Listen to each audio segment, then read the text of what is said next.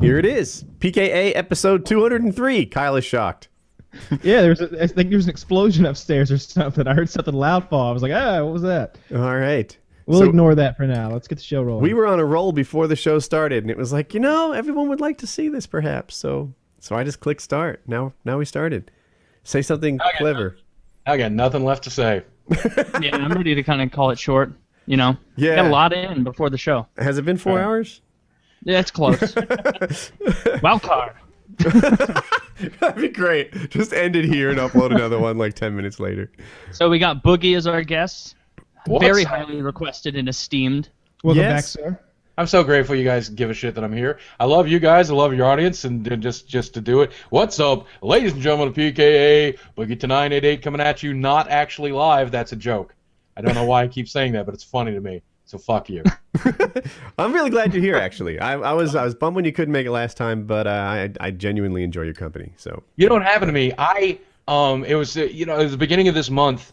It was about 4 weeks ago. At the beginning of when everything just started spiraling out of control, when it came to like 6 games coming out every week, and then like people calling me like, hey, we want you to come to this function, we want you to go to this function, help this charity, help that charity, everything else, and then my brain just completely fried. I still have an anxiety disorder, so when all this stuff is lumped on me, I'm getting through it, and I'm doing good, and I'm like getting all of it done, but like I just spacey, man. I'm like so flaky right now. So I'm it's a miracle I remembered tonight, honestly. Have you been playing any Borderlands? I got it on the night that it launched, and I streamed it for like 3 hours, and people kind of were lukewarm at the reception of it. So I'm like, all right, that's not a game I'll stream. Well, it starts off slow. Right. And so I'm like, it's not a game I'll stream, it's a game I'll play on my own time. And then I just had no my own time. Instead I focused on the other games. Because I'm trying to put like 2 hours into every game. Do you remember what level your character is? Not even enough to get his. No, I guess 6 or 7. I'm playing Claptrap. So it's hard to tell. God, fuck you then. I was about to invite you to come play with us. Yeah, no, fuck you. God. Fuck off. Yeah. Take the Claptrap, shove it right up your ass. Suck a dick, Boogie. We already got one of those. His name is Tim. I bought that game was to play. I'm still racist against the Claptrap. Yeah, I'm robotist. Why, dude? Claptrap's fun, as long as you don't play him. No, he fucks everyone in your party up. All right, now, because Claptrap decided to call in his special, I'm going to run out of ammo and just fire constantly. I'm going to nonstop jump. Yeah. So for non-Borderlands players, you have a special ability. You press the F key, and your character does something special. In the robot character's case, it's kind of a wild card thing for all of the players in the game. So you'll just start bouncing uncontrollably, your gun will start shooting uncontrollably, or your gun will suddenly become really powerful but incredibly inaccurate. Stuff like that, which... It's pretty great. It's pretty... I like the little techno robot that it throws out and makes little tunes as it shoots. Its flame wings. That's the only good one. The bouncing around one fucking pisses me off. Gunzerker's good, there's no benefit. and everything else is terrible. When you bounce around, you're invulnerable. How's that not a benefit? That's the best benefit in the game. I can't revive my friends. There's a thing. Yeah, that's true. Yeah, and I'm pretty sure you're not invulnerable. somebody goes down. Yeah, you're not totally. So Wait, what character do you have in your party? Kyle, what are you? So I'm the gunslinger, the Lawbringer maybe? The cowgirl. Oh, yeah. Yeah. Yeah, So and I'm that robotic dude. Oh, me too. Wilhelm? What you got? Yeah. I hear Wilhelm is super fun. Do you guys know? I don't know. I guess none of you have created a claptrap. When you create a claptrap character, it will tell you. The game will say, "It seems you've made a mistake. You've accidentally clicked the claptrap.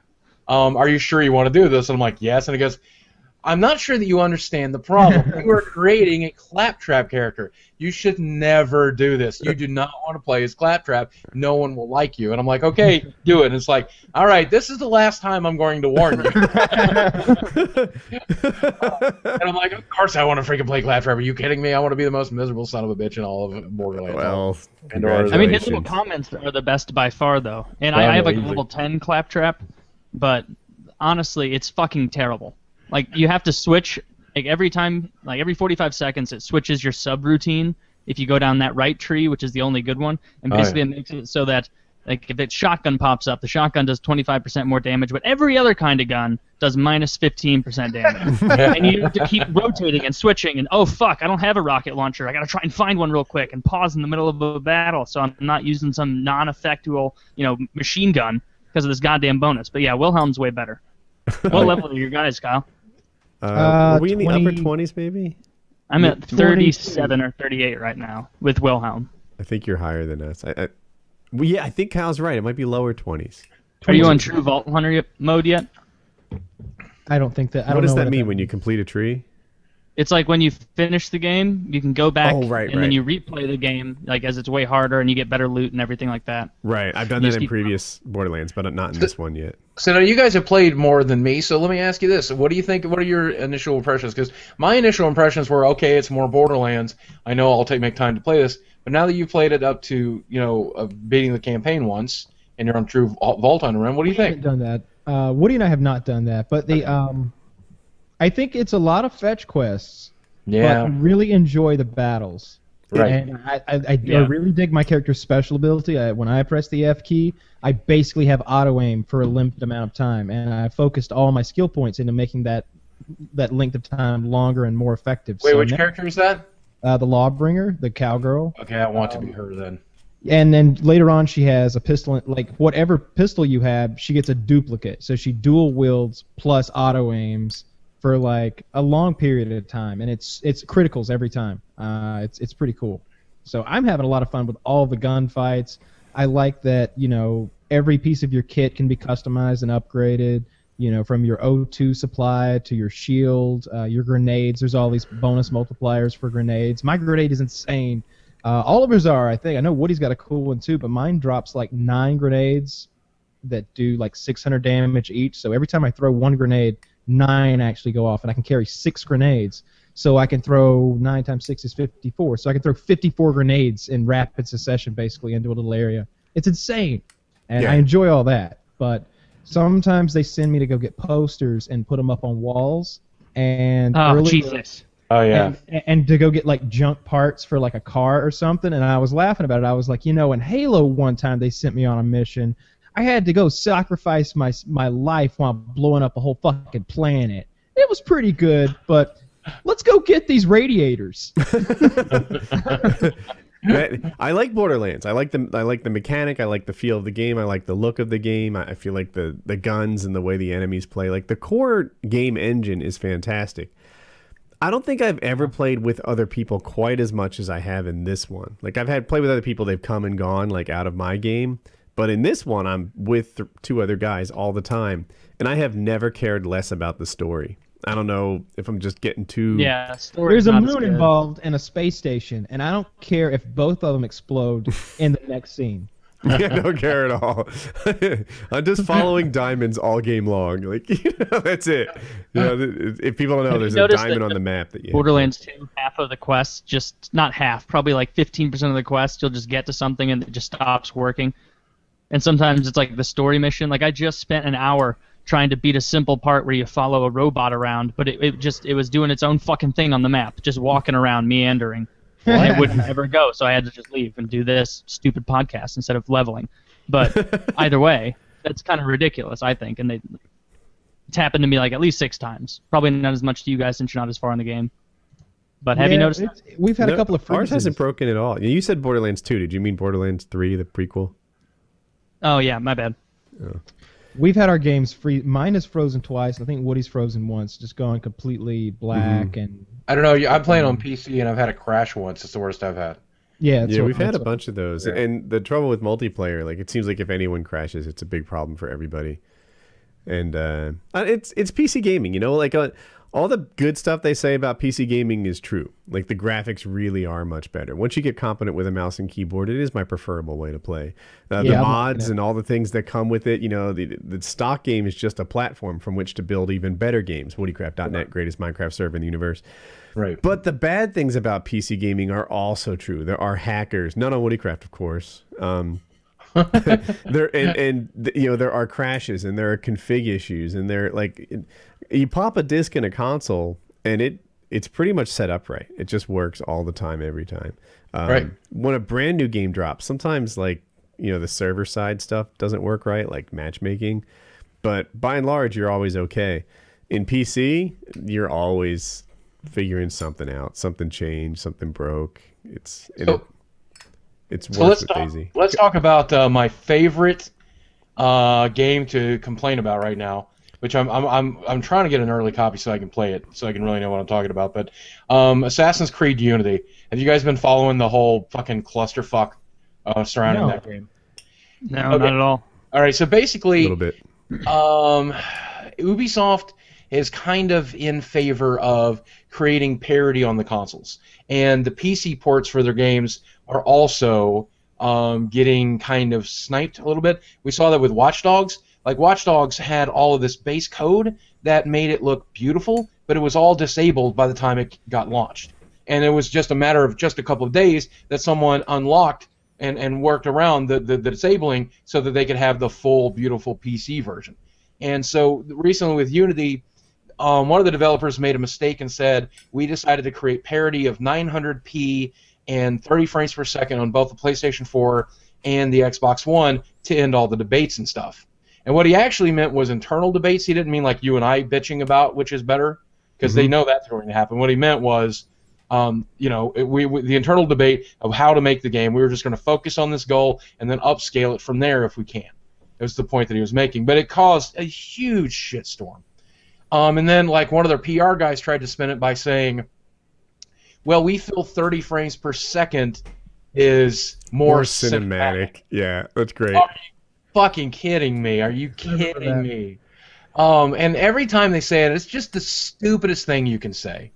Because as a PC gamer, I'm playing League of Legends at 120 frames per second, and that feels right. This does not feel right. Of course, other times I'm playing it on this TV now that I've been doing capturing consoles and stuff too. So actually, I'm getting like 24 frames per second. Whatever. The point that I'm making is, the PC requirements supposedly have been linked for AC Unity.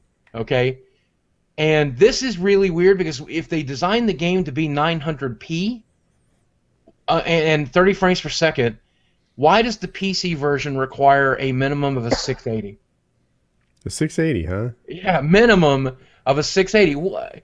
What does that mean? It's not optimized at all? They're just like, I don't know, just dump the code on there and see what happens. Who gives a shit? Or does it mean that the PC version is going to be super awesome? Or does it mean...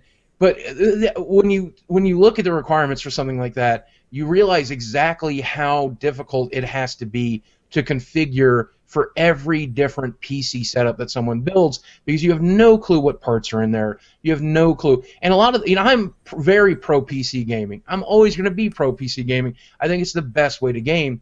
But at the end of the day, it's a headache for developers, and that's why they prefer consoles. And that's why a lot of people that are watching this show right now prefer consoles, because it's simple. You just go buy a box at Walmart, you stick a fucking disc in it, and you're done. That's all you ever have to think about.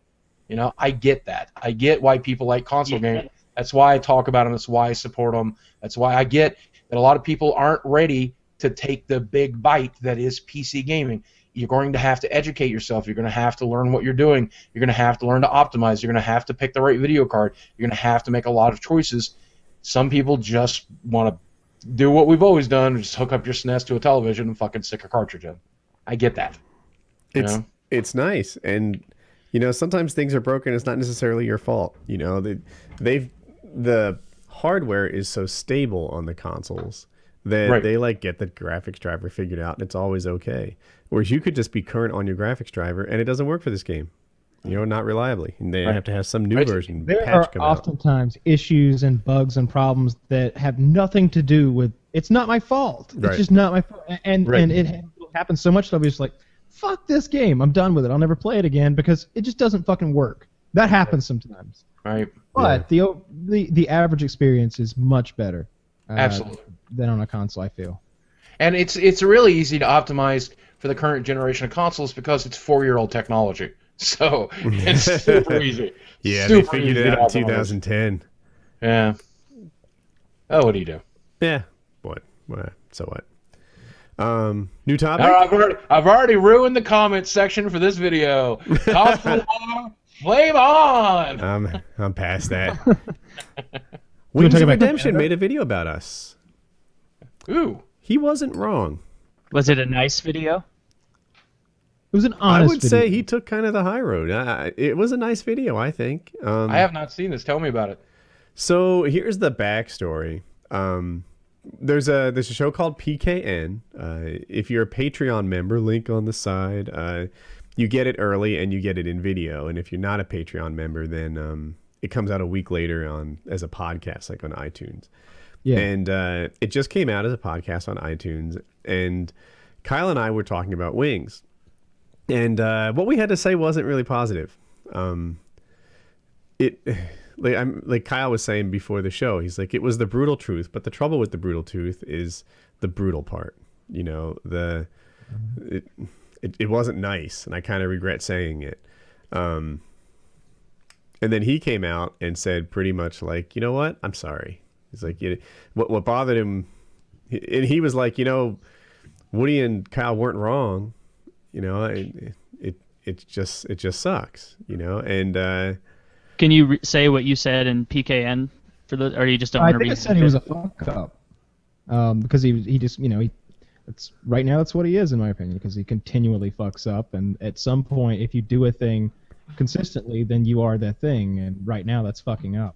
So I said it then and I'll say it now. I hope he doesn't continue to be a fuck up. I hope he turns his life around. I wrote him earlier today and told him something similar to that, but yeah, that's what I said. Yeah, I wrote him too. I wrote him via YouTube comments, not by Skype. But I'll say what I said, even though I regret it, and here I am repeating it. I said essentially two things. One was that he was a drain on society, which, oh my God, that sounds so mean. Jesus Christ, what the fuck? You know, I don't remember that. I don't remember. I said it though. Because he mentioned it in his video, and I didn't remember you saying that. It's true though.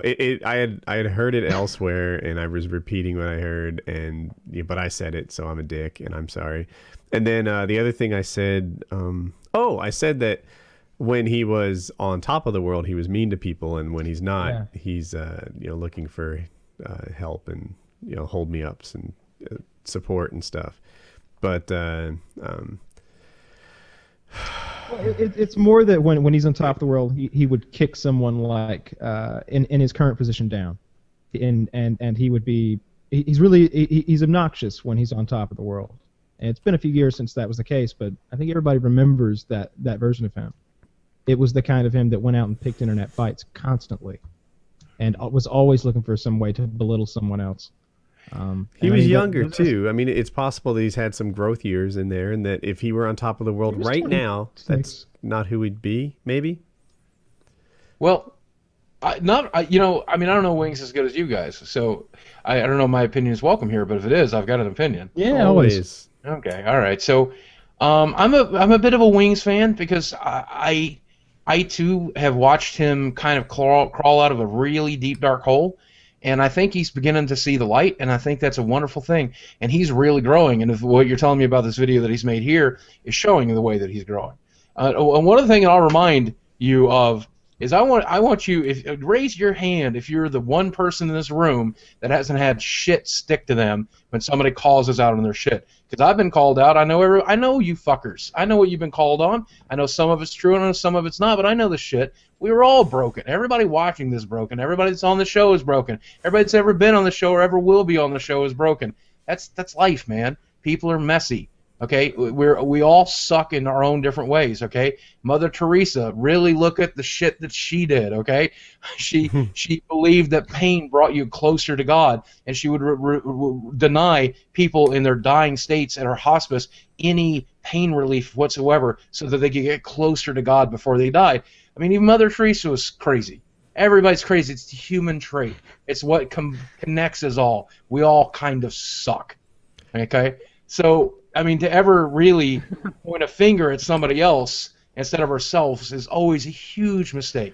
I didn't deny anybody any medication, just so everyone knows. It's nearly that bad. Like I might have peed on a girl's leg one time. That's about as bad as it gets. She wanted it. It's a tough thing. Like Gandhi liked young tail, okay? And like he would like make girls Who doesn't? for him and stuff, you know? I mean, there's trash on everybody. If you look at the story that we were told in high school about Abraham Lincoln, he's a hero. But in reality, if you look at the history books and the texts that were written at the time, he was the George W. Bush at the time, leading an unpopular war, and he was considered incompetent. You know, I mean, that's just. I mean, there is no black and white. There is no heroes. Everybody's messy. Nobody thinks they're the bad guy, even when they are. That's human nature. And so, I mean, Woody, I got to be disappointed in you a little bit for pointing the finger at anybody, because he always starts right here. Fingers should always start this way. And yeah, Wings has his problems, man, but he's getting better. And Woody, you're getting better, and I'm getting better, and we're all trying every day to get better. None of us are ever going to be perfect, and that's the human condition. But Wings' problems are going to kill him if he doesn't do something, and mine are like, well, we're all make a neighbor not like me too much because I didn't cut my grass. Well, I mean, that's true of me too, but here's the thing, man. Everybody in this room is mortal, and the reality of it is, what's the difference between Wings' addiction and a heroin addict or an alcoholic or anybody else? Right. One is that it's visible. I mean, I don't know if anybody in this room is addicted to anything, but I can't tell by looking at you. I can tell when I look at Wings. So it's so easy to point that out to somebody, you know, when you look at me. You know, I'm a walking, talking corpse. I know that. I've lost about 30 pounds doing this DDP plan, which is a fraction of what I need to lose. I'm not as dedicated as I could be. I've got more work to do, and I got to get it done. If I'm skinny tomorrow, I still die from the damage I've done to my body. You know, it's the human condition. But you're right. I mean, it sucks that Wings' problems are also physical as well as mental. Yeah. You know? Most of us. When I point the finger at Wings, it's not the. I don't feel like I'm casting the first stone. I'm trying to poke the motherfucker and wake him up, and it's been working on Skype today. He's ridiculous. If you let him sit there and you don't call him out on his own shit, he'll sit there and decompose. You know, he'll lay there in his hole and die. That occurred to me too. As I was watching his apology video, it was like, okay, it appears that Wings is headed on one of his upswings, and let's hope that this one is permanent and irreversible, where he just, you know, his happiness and his income and his fitness and everything just heads towards the northeast. You know, if you're talking about a stock chart. And I had to wonder if maybe a little part of that was like, maybe accidentally it had a positive impact. I hope. I don't know. You know, maybe he heard that and it came from Kyle and I, and he said, well, fuck. And you know, it kicks off an apology. And then he started shopping so he could eat healthier food instead of eating out so much. Mm-hmm. And, you know, it spirals, and success leads to more success because that's what it does. You start feeling good about yourself and you get on a roll.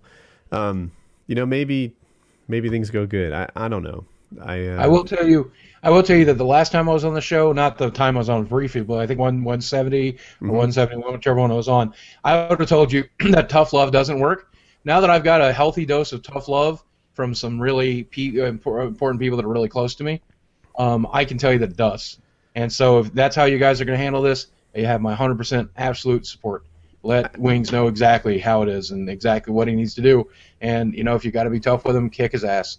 And I'm glad that DDP came here and kicked my ass. And I'm glad that the other people that are in my support structure are kicking my ass every day, because doing that has made me want to change. It works. To act like it was a calculated tough love like a parent might do would probably be a lie. I think we were mostly just like fed up with a friend and vented a bit. And the trouble with being a YouTuber is that so much of what you say is like immortalized. You know, there it is. It's uploaded. It's out there. There's no pulling it back. And people will think that what we said that day, which is like, I don't know, 13 days ago from now, is our like our permanent state of mind, and that, you know, like everything we said. I still 2 weeks mean ago, it for now, though. Do you? I would. Yeah. I regret saying it, but I said he was a fuck up. I still think he's a fuck up. When he stops fucking up, he'll no longer be a fuck up. You are what you do. I think. Well, hell, I'll say this: he made 2 videos today. So the Drain on Society thing, not today, bitch. Not at all. Not at all. He made some money today. He earned. Yeah, he went and he contributed to the GDP and did his thing, and all right. I want to. Although I haven't finished watching his busted battery video, so maybe I need to finish that. Did he actually do some healthy shopping? I stopped before the shopping, but I did see him turn a wrench. If he gets some healthy shopping, I'll stop calling him a fuck up. But only if he eats it and it doesn't include like bacon and cheese and a Big Mac on top. Like so, one day of healthy eating and 2 YouTube videos is enough to move him out of the red for you? No, it's enough for me not to call him a fuck up if I'm asked. I will tell you that healthy eating is super hard at first, and then once you get into it, it's super easy. All these new recipes we got, and we've kind of given up gluten, which is, I know, stupid, but it's also really helping me. So whatever. And we've given up dairy because dairy is just a completely unnecessary thing. And I've gotten to where my dinner every night is a salad with homemade dressing using like agave and balsamic vinaigrette, and like I'm really looking forward to those salads, and I'm really looking forward to like the hidden veggie meatloaf that we have, and it's kind of nice. My snacks are all fruit, and my drinks are all water, tap water. This isn't actual. I don't buy this expensive fucking ripoff. I buy it for the bottle and refill it. But you need a Nalgene bottle, my friend. Nalgene bottle. That Fiji water is the most delicious water there is. I don't know what they put in there. Fiji water. It's so delicious. It's really good, and I buy them for the bottles, and I'll enjoy the first one so much. But then a Fayetteville tap water is just so good, and a liter is exactly what I need. I have to get through 3 of these a day to meet my minimum requirements for the amount of water I need. And so I'm like, well, I got to drink 3, so I set aside 3, and that's what I go through every day. I got to get you an Nalgene bottle. Really? I have heard other people praise those Fiji bottles, and then there's one guy, I'm exaggerating, but another guy I know praised that, said it was the best bottle in the world. I bought him a Nalgene bottle, and he hasn't turned back since. He bought himself another.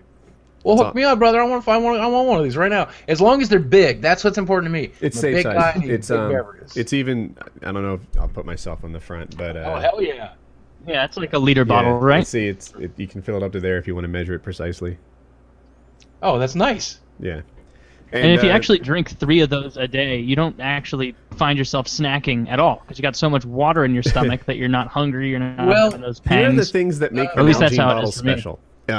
The biggest one to me is you can leave water in there for a while and it doesn't get yucky. Like a lot of the store-bought water bottles, and I know that yours is slightly better than average, but you know, if you use them for a while, it tastes plasticky. Like you can get that taste in there. An Nalgene bottle, because I've got a bunch of them. Sometimes I'll drink water that's 2 weeks old, and it's fine. It tastes like regular water. These will still taste plasticky for sure. Yeah. Do they? Yeah. And they're just about indestructible. I mean, I've had them fall out of moving vehicles, and they're good. So that. And this cap, you never lose the cap, and it has sort of a handle, and I carry it by this constantly, and that's why I'm a fan. You can see this one. I don't know how old it is, like 5 or 6 years old, and I still use it all the time. It does kind of look weird when people are walking around in public with those, though, as opposed to just a normal Dasani. Like you look like you're about to go climb a mountain or go whitewater rafting or something extreme, but really you're just at the bank. You're just thirsty. I remember. Remember the thirst is real. I was like 15 years old or something, and I was talking to my mom, and I forget, I said something along that. Well, people will think this or that, and she's like, Matt, she calls me Matt, like it's a sign of maturity when you stop caring what other people think about you. And Lord knows I'm not done growing up yet, because I certainly read YouTube comments and all this shit about me, and sometimes I still think it, like, really, does this guy have a valid point? But I am getting there. And I honestly couldn't give a fuck what someone thinks about my Nalgene bottle. I don't know if that's true anyway. I'm not buying it at all. It's a sign of maturity when you stop caring. No, it's definitely important. I bet your mom cares a lot what people think of her within her social group. I bet if she thought some of her buddies thought that she was like a blue-blooded liberal or something, she would just die. Like if she really doesn't care what people think about her, ask her to post like if only Obama 2018 or whatever.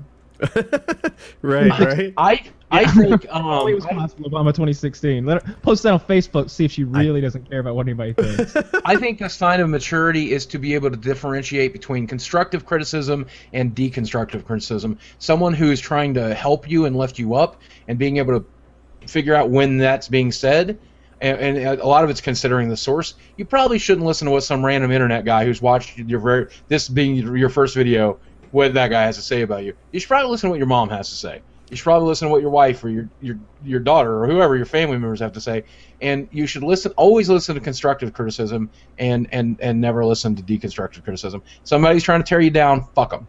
That's the real sign of maturity. And I gotta say that in the last couple of years, that has gotten so much better for me.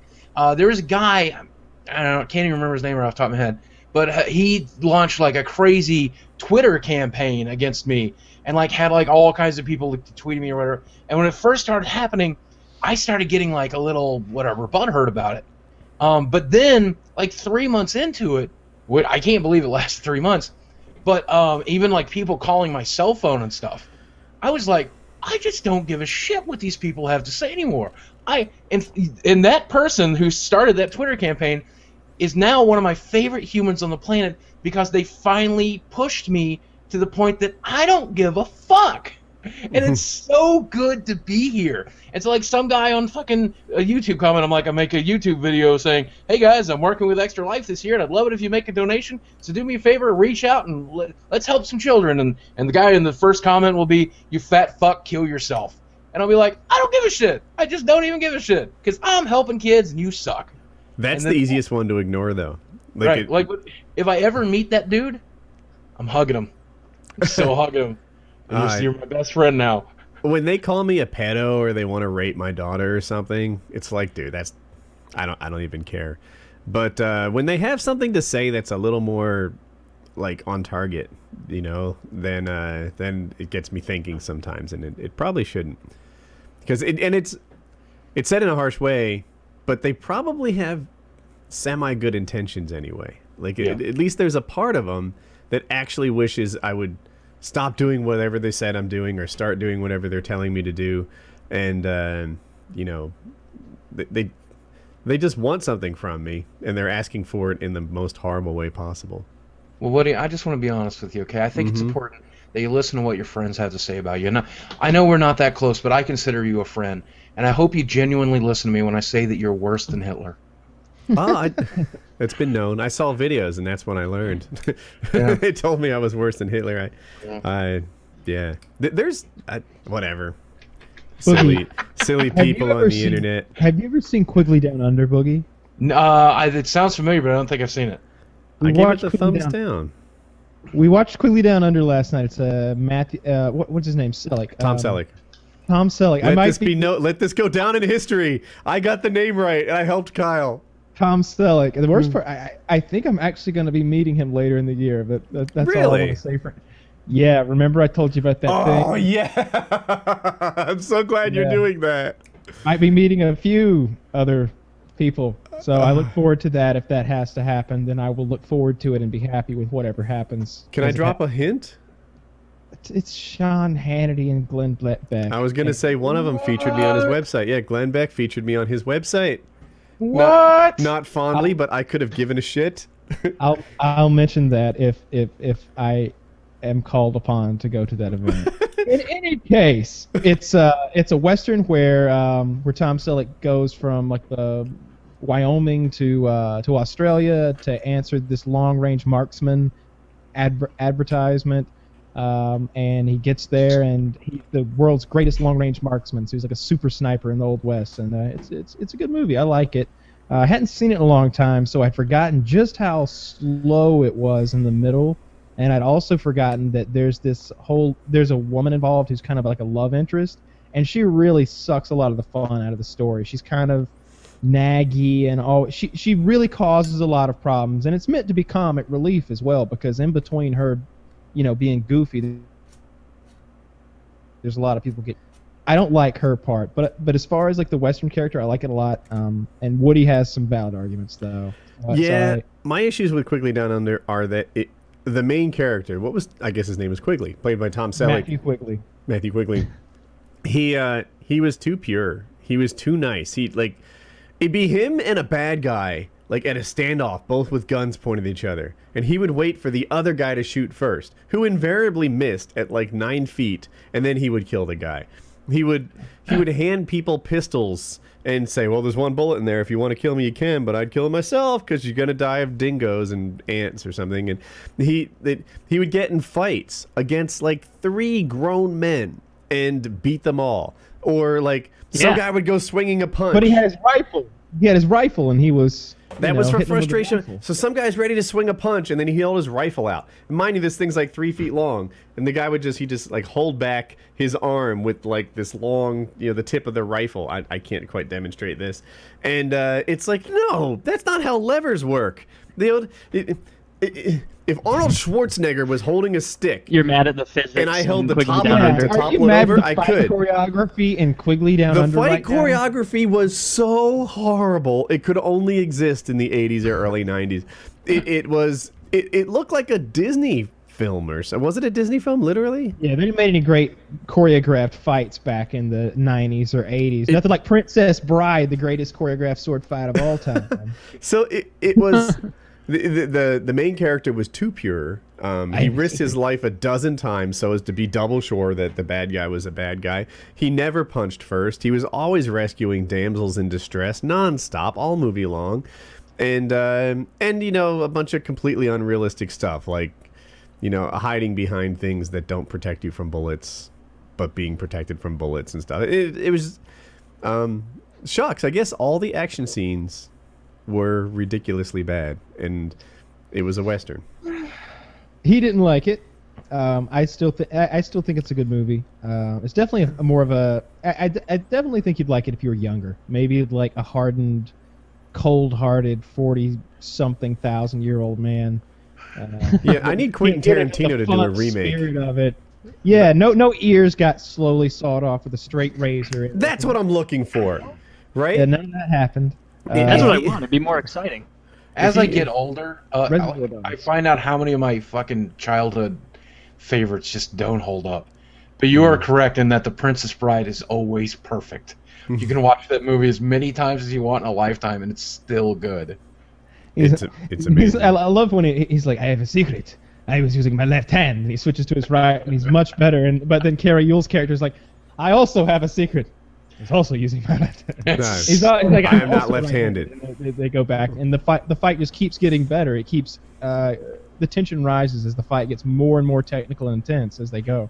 That is high adventure. Why do we not have more video games written that well? You know what I'm saying? It's a classic story too. It's great. You got the giant and the swordsman and the little all the villains and the classic villains, and they're just evil princes and shit. It's great. On the video game topic that Boogie was bringing up, I've got the same question.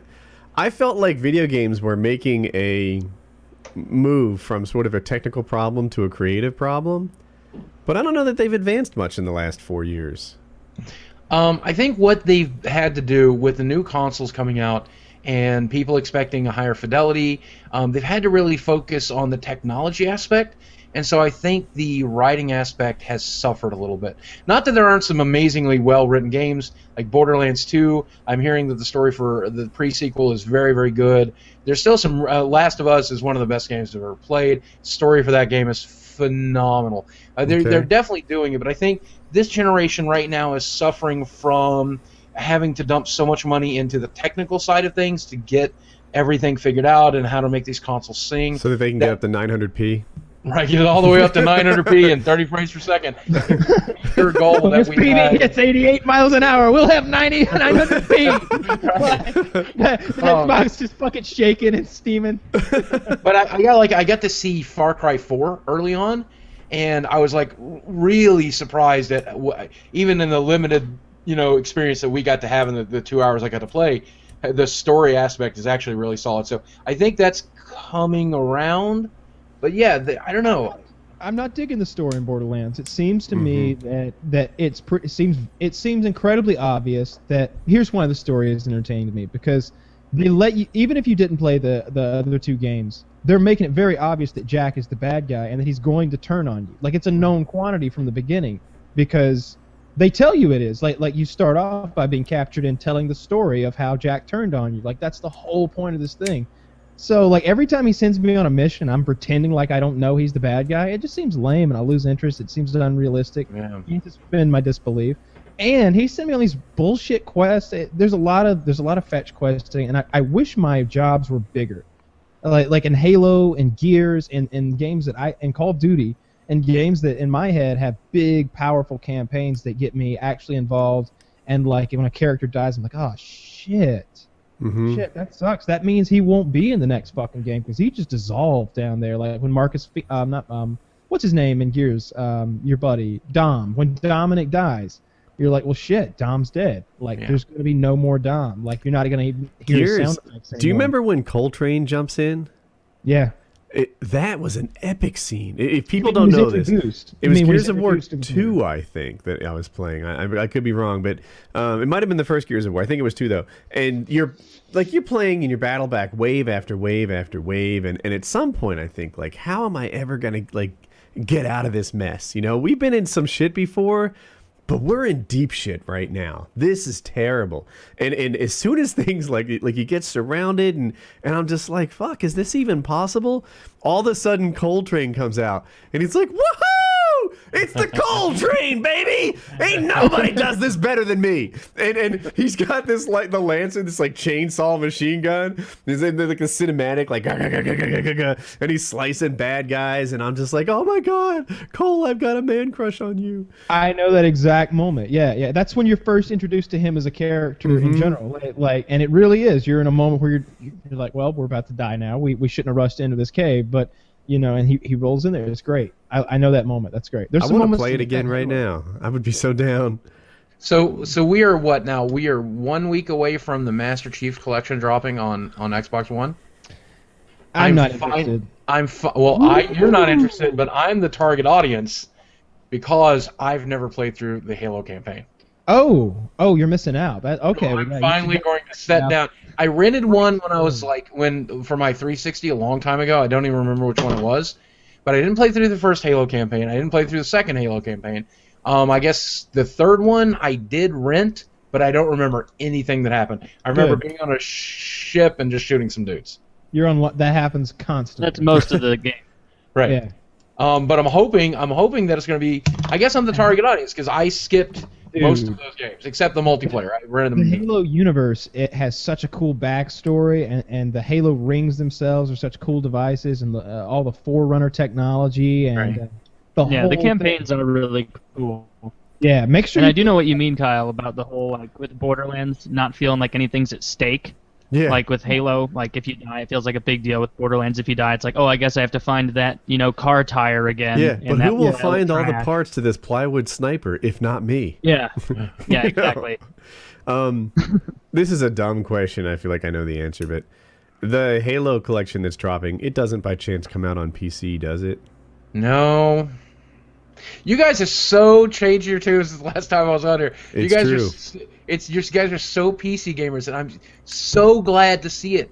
Because at the end of the day, I own every system. I got a 3DS, I got a Wii U, I got an Xbox One, I got a PlayStation 4, and I got my PC. And of course, my PC is the does everything machine. And I said that last time we were here, and now you guys fully get it. And I'm so happy to see you guys PC game. It makes me so happy. I hope you don't discount the consoles though, because they do still have some fun games, and they are fun to play. I'm still holding on to the old ways. No, I'm not gonna. It would take a really interesting game to get me back on a console. I almost did it for Destiny because I was promised a free copy, but it never showed up. It was weird. They were like, "Hey, would you like a free copy of the game?" I'm like, sure, send one over, make it 2. Like, which console would you like it on? I'm like, well, I guess PS4. I'll go buy one. Right. And then it never fucking showed up. And it's not one of those things where you're like, hey, you promised me that free stuff. Where's that coming from? Right.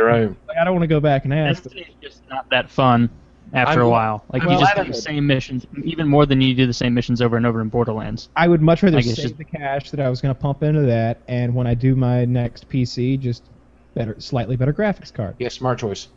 I'm glad I played through Destiny. I'm glad I bought it. I'm glad I supported the idea. I'm glad I supported the company. And I'm glad that I played through it. But the promise of this being the never-ending super shooter MMORPG on consoles that you just want to grind away and just have so much fun. You're going to raid, and it's going to be the World of Warcraft cost. No, not even close. Not even close. Super frustrating that they made that promise and then you get nothing. It's pretty much a shooter on rails. No? Yes? Yeah, I mean, I don't know. It's supposed to be a wide open world, and a lot of people were disappointed to find out that it wasn't. It's not as wide open as you would like. The maps are big, but it is exactly go here, do this, go here, do this, go here, do this. And then eventually you do get free roam options, but they're not particularly well developed or interesting. And so at the end of the day, I don't know, it's an ambitious thing, and they got part of the way there, but they didn't get where the players wanted it to be, or even where they promised they'd be, and that's the frustrating part. I think they will.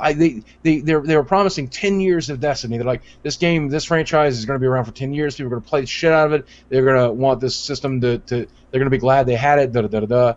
I think they will develop it into a better game. So if you haven't bought it yet, it's okay to wait. I mean, it's fun, but at the same time, it's just an errand. Like after you beat a certain level of the number of missions, it just becomes an errand. Like to upgrade weapons, you need like helium filament and like titanium cubes, or like just stupid nonsense that drops randomly on random maps. It's grindy and frustrating and hard to understand. And there's only one type of monster, and that's Bullet Sponge. And there's only one type of mission, which is protect your ghost, and that's all there ever is. And it's so frustrating that if that was around a really nice story. I mean, we could spend, you could write papers on what's wrong with Destiny. It just overall is not the perfect game, and the one that they promised. It's still pretty fun. It's still like an 80, 85. I mean, it's worth playing. Yeah, it's fun. But not much playability though. Like after probably 30 hours, I had gotten to level 21 and was like, this light armor thing is kind of nonsense. I'm not going to pour 9 hours into this for a decent set of gauntlets. Yeah, what a silly, silly way to do it. Is there any chance that Advanced Warfare will be a decent PC game? If I remember correctly, I've been told that most of the ports prior to this Call of Duty have not been that particularly great, though I've never played one. So I can only presume that they're going to continue that, but we'll have to wait and see. I don't think Advanced Warfare itself looks particularly interesting. So, and I know a lot of people are pretty frustrated with the franchise at this point. So I'm curious to see how you feel about it. You know what? As much as... So, I didn't like Ghosts. To me... What was before Ghosts? Was it Black Ops 2? It was, right? Yeah. Black Ops 2 was before Ghosts. I felt that's where the series peaked. A lot of people will disagree and say it peaked much earlier, usually with their first COD experience. COD 4 was the best one ever. Or if they started at Modern Warfare 2. Modern Warfare 2 was the best one ever. But to me, if COD 4 released, this year, they would be like, I don't get this. All the customization's gone. There's only one decent thing in slot 2, which is stopping power, and I can't choose my kill streaks. I think if they narrowed it down to COD 4 in today's environment, people wouldn't like it as much as they remember liking it back in 2007. Right. But it's the same with Doctor Who. Your first doctor is always your doctor, right? Not me. Who's your doctor? I don't even know their names, but I've seen all the episodes. I think he was the second most recent one. Was my doctor? He was on for a particularly long time. Is that the fish custard guy? Fish custard. Yeah, it's with Amy Pond as the little redheaded girl. Yep. And he was an astronaut for some while. His ending was kind of drawn out, I thought. But he's my doctor. Give me a good episode to watch of that show, because we need Kyle to come back. I don't understand Watch Blink. Is that the one with the angels? What's the Fallen Angels? It's the best Stephen Moffat episode, and it's so good.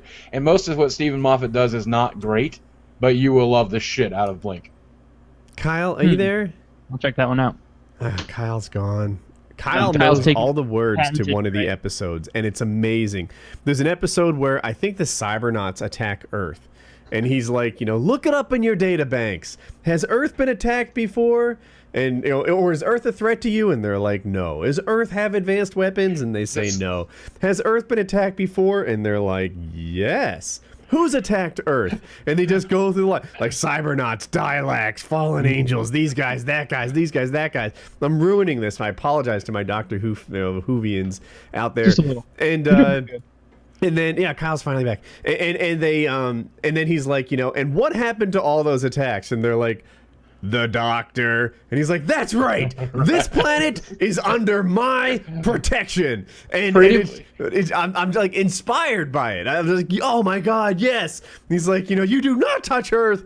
The Doctor protects it. And then he does something, I forget how. And he starts they're like, all right, retreat. And then, no! Then he just like destroys them as they're trying to run away. Kyle, help me here. He How let close them am go. I coming? There was another. Yeah, So one of my favorite times, and I don't think it's a good episode to start off with because you really need to build like the Doctor's relationship with Amy Pond before you appreciate how much he loves her. But she's been kidnapped by some people. They got her, and you got to keep in mind, the TARDIS, that foam box he's in, it can go anywhere, anytime in the universe, not just the galaxy. He goes millions of light years and shit, other dimensions and stuff like that. But they've got her somewhere, and he can't get there. So he goes, I think it's to the Cybermen. And, is he a superhero, or does he just have a super-powered phone booth? He's an alien. Like, he's the last of an alien race that travel the galaxy and do this sort of thing, and are reincarnated every so often. He doesn't have any superpowers other than not aging and being super smart. And the sonic screwdriver and the psychic paper are kind of superpowers. Yeah, sounds hardcore. In any case, so the Cybermen are these like robot men, who are aliens and are super badass.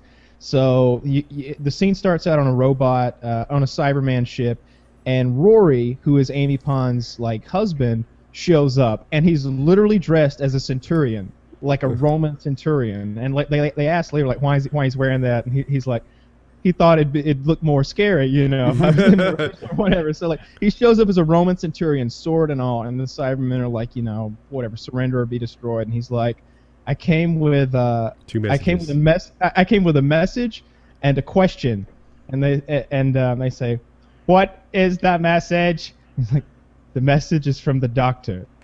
And like they look out the window, and there's this giant fleet of like Cybermen battleships, like hundreds of them, like they litter space, and they all fucking explode, every one of them, except for the one that we're on. He's like, that's the message. It's from the Doctor. The question is, where's Amy Pond? Like, and it's so intense. Like they're traveling across the galaxy to get her back, and he's like gathering up all of his friends from the past episodes. And what you've got to keep in mind is every now and then a Doctor Who episode goes a couple of episodes, and they're epic. Christmas episodes are great. Mm-hmm. One of the best episodes is when they're dealing with the Silence. That's a 2-episode thing that goes back, and Nixon's in it. Lots of good guest stars. There's an episode that has the Onion Knight from Game of Thrones in it. He's in a couple of episodes. He's one of the friends. He's like an ancient pirate, or ancient. Yeah, he was a pirate from like old Earth. They go back and get him, and they end up giving him a fucking spaceship that's also a time ship. So like he goes from being like a pirate on the seas to like traveling around space with his kid, which is pretty cool. So they go get him, like, as an ally. Doctor Who's an interesting show because they do so much with so little. The props they have are stupid. Like if you have kids out there, they have better toys than you'll see featured on Doctor Who. The bad guys in Doctor Who are literally like statues, like stupid statues you'd find in a garden. The meanest, most badass, like Daleks. The Daleks, they literally have a toilet plunger sticking out of their face. I really feel like they're in some like janitor's supply closet, and they're like, all right, we need some bad guys. It looks like the final project that a film student would turn in. Yeah, every like a episode. statue here. We got a toilet plunger there. We have like a couple glowy lights, and bam! All of a sudden, it's like the Doctor Who super bad guy. All the special effects are things that like Freddie Wong can kick Doctor Who's ass. Okay, that's not true. So I disagree. The reason for like the Daleks and the Cybermen looking for the way they do is because the show has been on for 50 years, I want to say, and so give it a rest. And so for like 50 years ago, it was super low budget. It was like, Star Trek wasn't even. Well, that's after Star Trek. That was in the 60s. In any case, they had a low budget, so that's how the bad guys were designed. And for some reason, they never changed the designs over time, like Star Trek has. I'm just saying, look, Star Trek's older than Doctor Who, and it looks amazing. Doctor Who, while I love the show, Supernatural has a better they have special the budget, effects budget. Though. They have the budget for it, and I will say that like when they like energy weapons and stuff like that, when they need a gun to look cool, that works. Like the Kyle, I'm surprised you're going in this route because I heard you ran against Supernatural and it was hilarious, right? Supernatural is a game or show about demons. May I tell you about my hatred for Supernatural? As someone who has seen every fucking episode of this show, I really am a fan of the two guys who play it. I know they're great. I like them both. I like the chemistry they have. I like that one of them's super serious and one of them's like a nice guy, and they have it's comedy. I like that they trade back and forth as to who's sort of the main character. You know, season by season, like that guy's sort of the lead. Now this guy's the lead. And their initial mission and the mission that it later becomes, which is basically go find your father and travel the country in this badass classic car, fighting werewolves, demons, like Satan spawn, ghosts, vampires, fucking dragons, you name it. Anything you've ever heard of that's scary and goes bump in the night, it turns out they're real, and these guys are hunters, and they fight them. And there's a few other hunters out there in existence who, you know, like basically like Blade type characters, you know, from the movie Blade, where he's a vampire hunter. They're monster hunters, and they travel the country doing this shit. It's the best premise ever, and they're brothers, so you've got that aspect. It's kind of like a buddy, you know, show. But the problem is, it looks like they got about $30,000 worth of budget for the whole season. For the whole fucking series. Like for 9 years. These guys are great actors. They're great actors. All of them are. They got amazing storylines that involve God himself, angels, Satan, Michael, the whole nine. Future apocalyptic Earths. You know, where Satan has taken over, zombies, all this stuff, but they don't have the budget to pull it off, and yet somehow they've kept this show rolling, despite the fact that when they needed to make a dragon, they put a guy in a trench coat. When he grabbed something, it got real hot and melted, and then everything got dark, and you heard whoosh, whoosh, whoosh, and some wind blew, and they said he flew away. Whew, sounds intense, man. His hands got glowy. When he wanted to melt things, when the dragon wanted to melt things with his hands, they just got glowy. It's like they didn't even use After Effects. They used Sony Vegas for this shit. Just like when the werewolf doesn't even have fur. He's just got teeth and contact lenses. That's everything. There was one guy. Wait, I have to look this up. What network is this on? Like Sci-Fi? The WB, right? I don't know. I'm telling you, this is on Netflix to me. If somebody showed up at your house for Halloween with the level of like costume expertise they do in Supernatural, you'd be pissed off and you wouldn't give them candy. That's not true. Yeah, that's an exaggeration. It would be. They would make great Halloween costumes. I don't know. But I'm watching this shit hour after hour, waiting on Satan to come out of hell, and if he doesn't look like something other than just another dude, I'm gonna be upset. But sure enough, Satan comes out of the ground. No, just another dude. All of the monsters are humans with slight. It's basically about a couple of races traveling the country and beating up on people who are just a little different. Like, did they try to pull some bullshit with Satan, where like instead of him being horrifying and expensive, he came out and it's like surprising, eh? I'm just like you. That's exactly. The King of Hell has British accent. Any money making him cool. Yeah, he's just a British actor. That's the King of Hell, not Satan. I don't remember who played Satan. It's been I don't remember seeing Satan. But I remember Satan, but it was just one season. It was like the third season, so like I'm in season 8 now. I don't care about that. I'm in 7 or 8. So none of this slowed you down in watching it at all. That's the thing. That's why I hate it so much. As much as that stuff that I just mentioned irks me, I keep getting drawn in, and I keep watching episode after episode because the storylines. Some of the storylines, I take that back. Some of them are dumb. Well, there's one episode about a racist ghost truck that comes and runs black people over. The hard-hitting issues. Hard to even fucking watch. It's so lame. But there's good episodes like the post-apocalyptic stuff and the stuff with angels I find interesting because angels have their own, you know, like real-life superpowers. You know, they can do certain things and only certain blades can kill them, and having one is a big deal. And there's certain weapons that these guys have like accrued over their time of monster hunting that, you know, like in Fallout or any RPG, you know, they've got a good weapon. Like, you know, when he pulls that knife out, like, that's the one that kills angels. Like, it's cool. I like it. But god damn, they need to double their budget. These guys, and they're good actors too. Like I said, it's just like Doctor Who. It has fantastic actors, fantastic storylines, and less budget than a typical Halloween outing.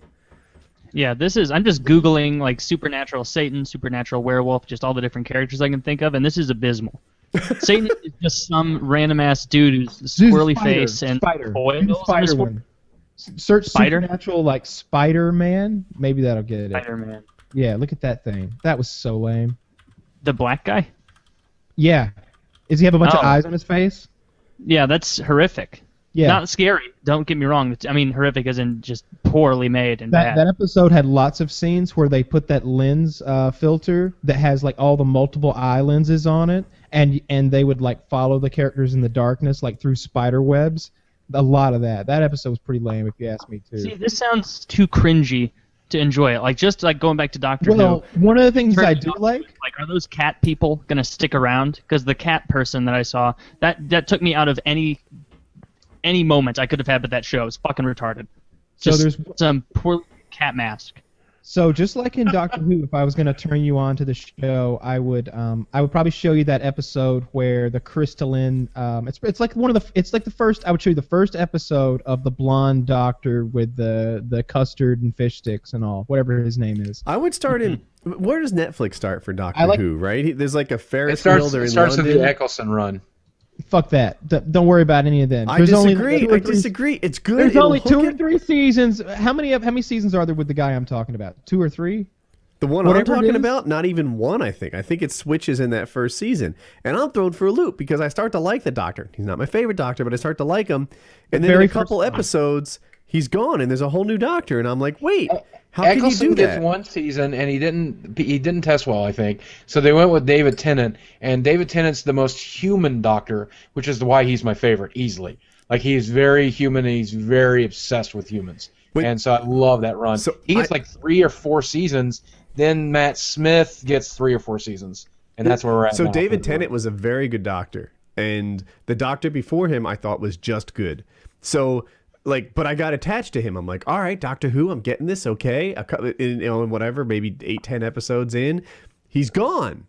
Boom, and they bring in this new guy, and I'm like, I don't know how I feel about this new guy. I have a certain allegiance or devotion to the first one, but then he wins me over, and I'm like, all right, I like David Tennant. You say I'm so bad with names, and I'm infamous about it. But the Doctor Who for me is Doctor 2 was strong enough to take the place of Doctor 1. And now they have a new Doctor, right? And he's older. And I'm sort of just catching on. I'm just not into it. I only like the one Doctor. I've tried all the other ones. Which is yours? Is Matt Smith? Yeah, I really, really like the Amy Pond thing. I think is great. I like Rory. I like Amelia. Like whatever, the one with the curly hair, whatever her name. I don't like the new Doctor as much. I'm with you on that. But I'm willing to give him a try, and I like that doctors actually do die because it gives it this Game of Thrones thing where you're like not every main character is just safe. So they do die. Yeah, right. But then they get regenerated. So the character, they originally did it to explain away the fact that they were just changing actors who's going to play the Doctor because this guy doesn't want to do the show anymore. So they kill him off and they regenerate him, and then apparently he can regenerate a total of 13 times, and now we're on the 13th Doctor. So no clue what they're going to do, and this guy doesn't want to be there anymore. But probably change the rules. Here's the least thing. Well, it is a show about time being wonky. Like the checks. Right, so I'm fairly certain he might be able to go back in time and fix something. I don't know. But here's the least... Can we get Matt Smith back? If he went back and got Matt Smith back, I'd be right back in there. Here's the least manly thing ever said on PKA. Are you ready? All right. I've only watched 6 episodes of the Matt Smith run, and here's why. Because when David Tennant dies, it destroyed me as a person. I wept for days. Like, I'm talking like the end of the Dark Tower series for Stephen King. I'm talking like 15 minutes into Last of Us. I'm talking like that stuff was a road bump on my emotional scale. The beginning of David Tennant's last episode destroyed me. It was like as bad as burying my mother, for fuck's sake. And so I tried to watch the Matt Smith run when it was new, and I'm like, I can't do this. I just can't. And so I waited 4 years or something until the Matt Smith run ended, and then recently I booted it up on Netflix again, and I watched like 6 episodes, and at the end of that 6 episodes, I'm like, I know I'm just not ready, and I'll never be ready. Like, I'll never stop mourning David Tennant's Doctor. He was like family to me. Yeah, that's pretty lame, but I like it, and I like you for being that guy. Yeah, well, thank you. So they killed that one and then brought him back, and you just No. can't get past, and it hurts too deep and too much. They didn't bring Right, him. yeah. They Well, replaced no, him. That's what they David did. Tennant's gone, so it's now Matt Smith. And the thing about it is, it's still kind of the same entity, but since it's a different person playing the character, they also reinvent the personality each time. And so Matt Smith is very alien, whereas David Tennant's very human. Yeah, And I like so- the alien. Matt Smith's so weird. Like Matt Smith is just bizarre. He's wearing his bow tie, and everyone's always questioning him about the bow tie, and his response is always the same: bow ties are cool. Oh, cool. And what the show, the episode that Woody was referencing is Matt Smith's first episode, and in that episode you'll really get a feel for Matt Smith's character because like he gets out of the time booth after regenerating, and when they're in the process of regenerating, everything's really wonky, and so his taste buds are screwed up, and he meets the little girl version of Amy Pond when she's like 8 or 9, I don't know how old she is, and so he ends up. The only thing that he can like to eat is fish dipped in custard, fish sticks dipped in custard, and it's like that gives you an idea of just how that entire run feels to me.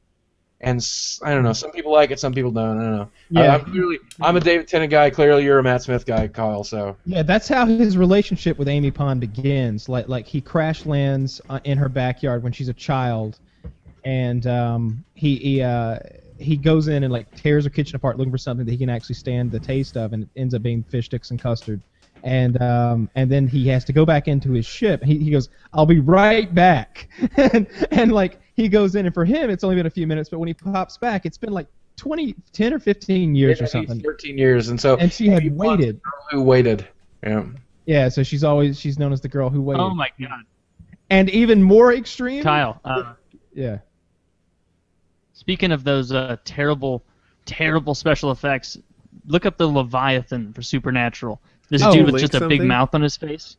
This Yeah, I is remember the those. worst. You're looking at a web page and you're not linking it. His whole mouth I'm would linking open it. up like this. Yeah, and he would. Number, They were like face gobblers. They were taking number over the whole 7 on that world. list. But Jesus H. This looks awful.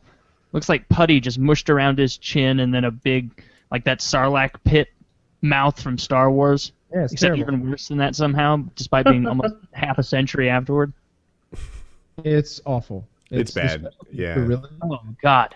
The monsters in particular. That's where they suffer from. Like Yeah, and you're not that's the selling me whole on point of that the show. thing. Like the point of the show is when's the monster coming? Like when does the vampire get here? When do we stab the vampire? Like where's the dragon at? How do we kill it? Like that's the whole point of every episode. So when you get there and like the werewolf is just lame every episode. I will say this though, and here's one of the things that keep bringing me back. These boys will not be helping out any unattractive women. I guarantee. They are traveling the country helping out like supermodels, like head cheerleaders, like head nurses, like anybody, like the hottest, most beautiful women in the world are the co-stars of this show. They come on every week as a different guest. They go and find the hottest fucking woman they can, and she's and if I think it's Sam. If Sam has sex with her, dead the next episode. Every girl Sam has sex with fucking dies, and it's like 4 or 5 of them.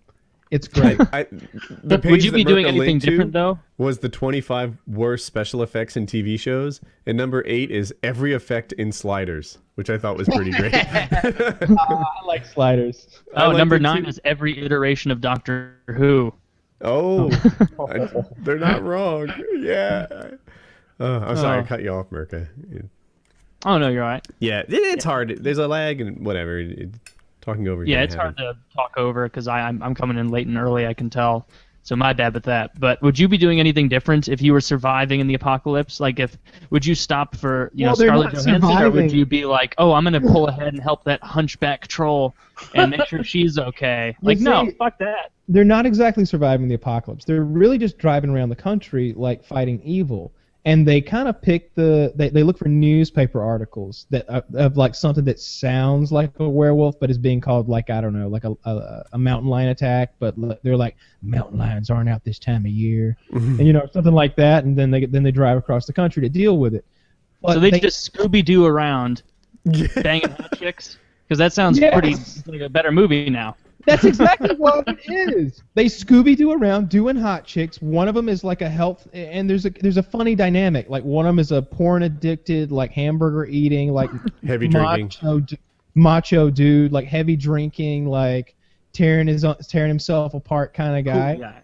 Yeah, exactly. Leather jacket and all. The other one is like a really laid back, like he got pulled out of college like early. He was supposed to be a doctor or something, like health conscious, like sensitive kind of guy. And so they got a mesh together where like one of them's always eating salads and the other's always eating burgers, you know, and one of them's always like trying to conceal his porn addiction. And the other one's always trying to conceal the fact that every time he fucks a chick, she gets murdered by a monster or becomes one. Oh. Which Well, one that has the sucked for porn that guy. addiction? The tall one or the short one? Oh, and they've both porn addiction is the short one. They have literally both been to hell at least once. Yeah. I think they've both been twice. And both of them they've had a stay where they went and were heroic and like did some cool shit, but they also have had a stay where they just got tortured because time is different in hell. So like I don't know, let's say a year is 50 years, and you know they've been gone for like 18 months or something like that. It was longer than that. It was like 1,000 years. Yeah, It was like 600 years or 800 years in hell. The devils would just literally like cut him into ribbons and then materialize him again and then do it a different way, and then he did that for 1,000 years to them. You know, shit like that, you know. And then to get out, they were doing shit that they're not proud of, you know. Yeah, they would make them. The only way they could get off the rack is if they became the torturer and tortured someone else like that. So they became the torturers, and it's like. Oh, nice. I would too. Yeah. Can't blame him. And he explains, he's like, and then 100 years went by, and he asked me again. And then another 100 years went by, and he asked me, and you're like, 100 years went by before he asked again?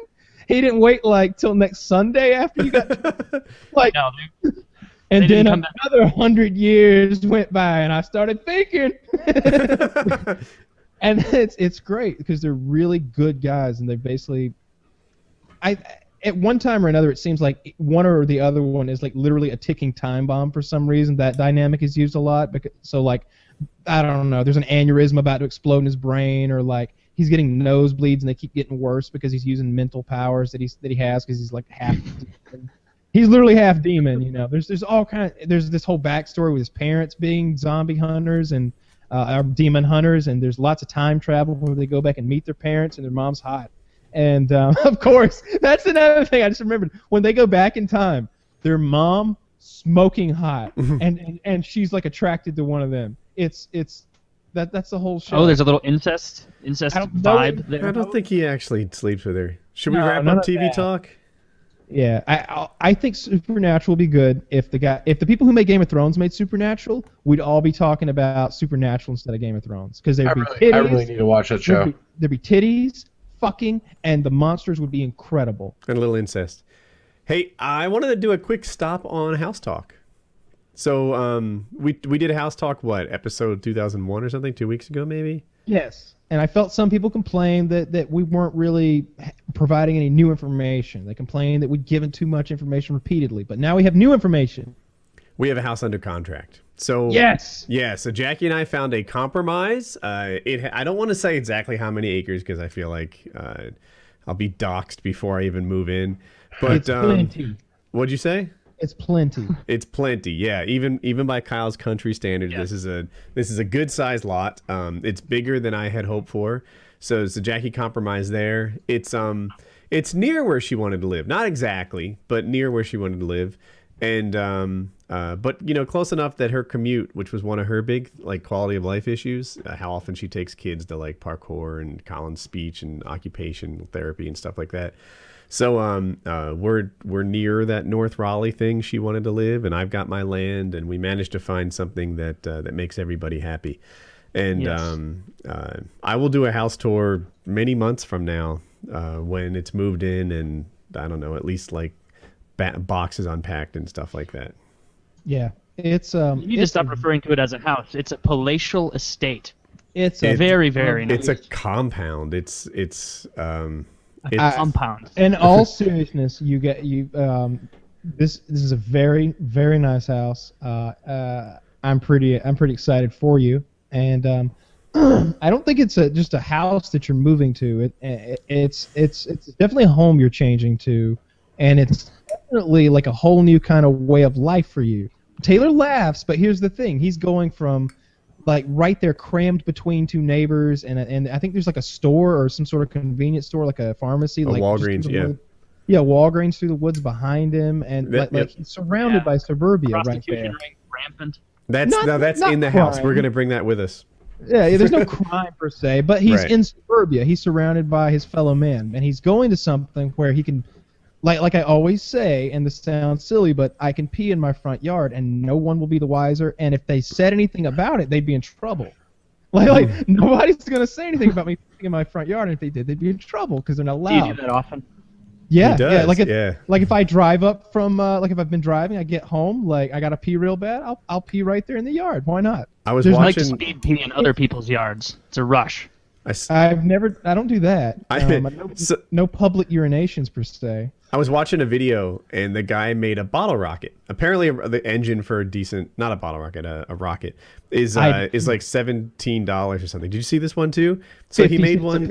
I'm making me some tomorrow. I got the stump out already. Oh, I did see that video. Okay, nice. Yeah, I think it was on Reddit. But anyway, I'm watching this thing, and he makes sort of a homemade rocket, and it goes 2,000 feet in the air and lands wherever, somewhere not too far. And I'm thinking, I could totally do that on the compound. I like here, I couldn't. It would land on some neighbor's house, or it would set something on fire, or I don't know. There, I've got space. I can do whatever the flip I want, and that's kind of what I'm excited about. If my dogs bark, no one has to care. You know, if you say anything about it, they'll be in trouble. Yeah.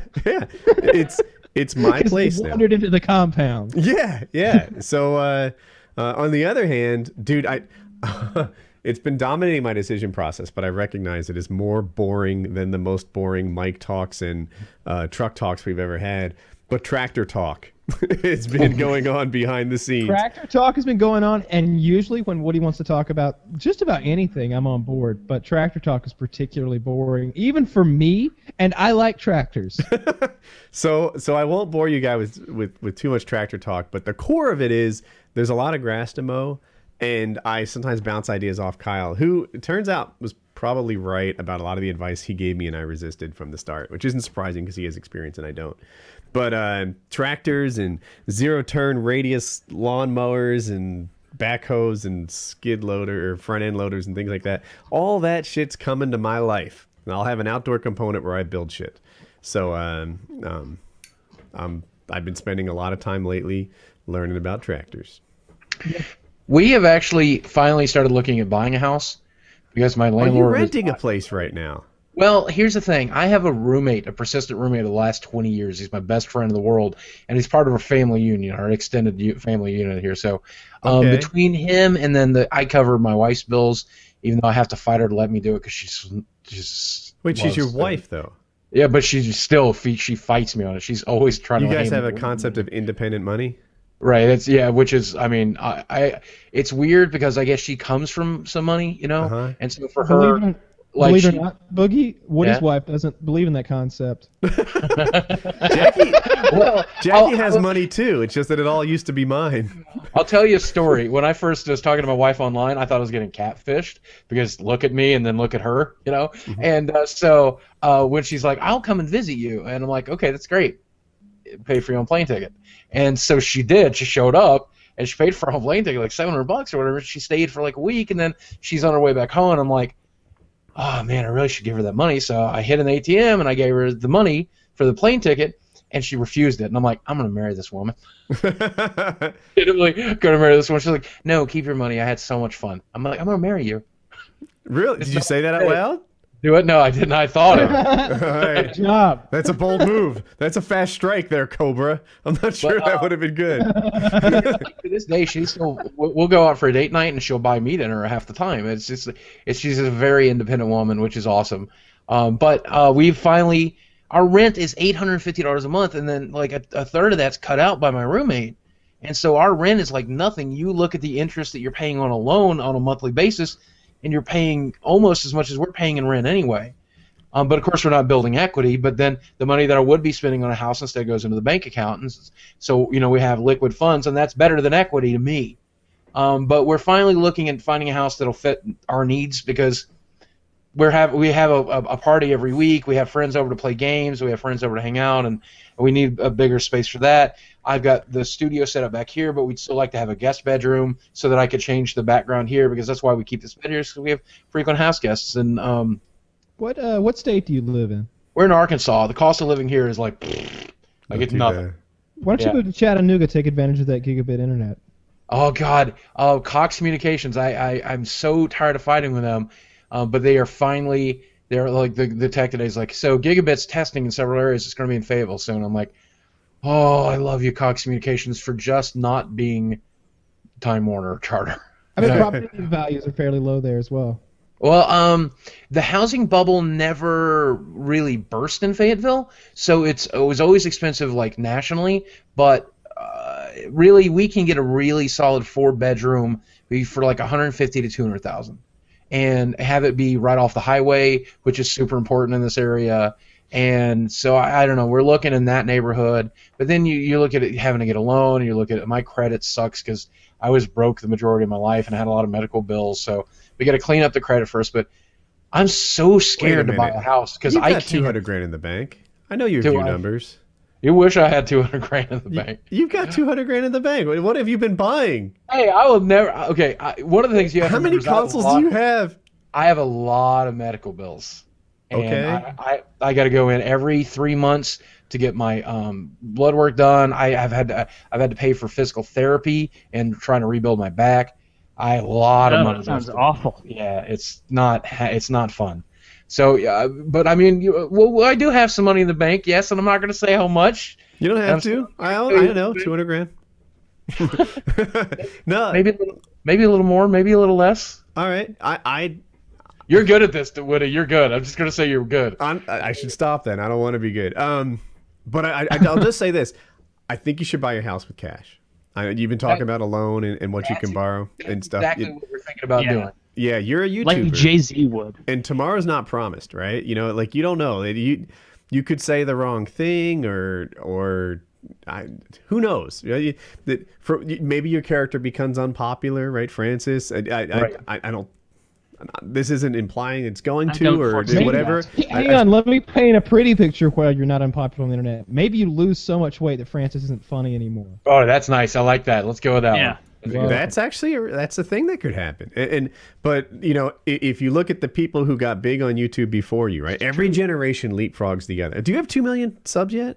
I don't know. I passed 2 million. I'm like 2 million and 10,000 now. Congratulations. The frustrating thing about it is though, a lot of people say with your view count, my YouTube rep will tell you that if 10% of your subscribers are watching your content, you're doing an average load. And 10% of my viewers watch certain videos, and 10% of my viewers don't. Mm-hmm. And so I'm in a view decline right now, which is I'm still getting more than enough numbers to where with 5 videos a week and 100,000 people watching them every week, that's more than enough. And then my back catalog does a great job too. Mm-hmm. So I'm not complaining by any stretch of the imagination. I imagine 100,000 people standing in one place watching my video. I can't even get my head around it. You know, crazy, right?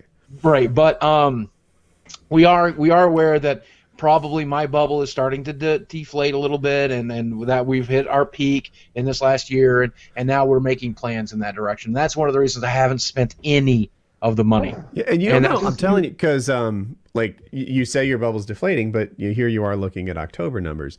When games start dropping, right? Because there's nothing interesting. Well, the most interesting stuff isn't happening right now. Come November, come Christmas season, you might start getting 250,000 views a video.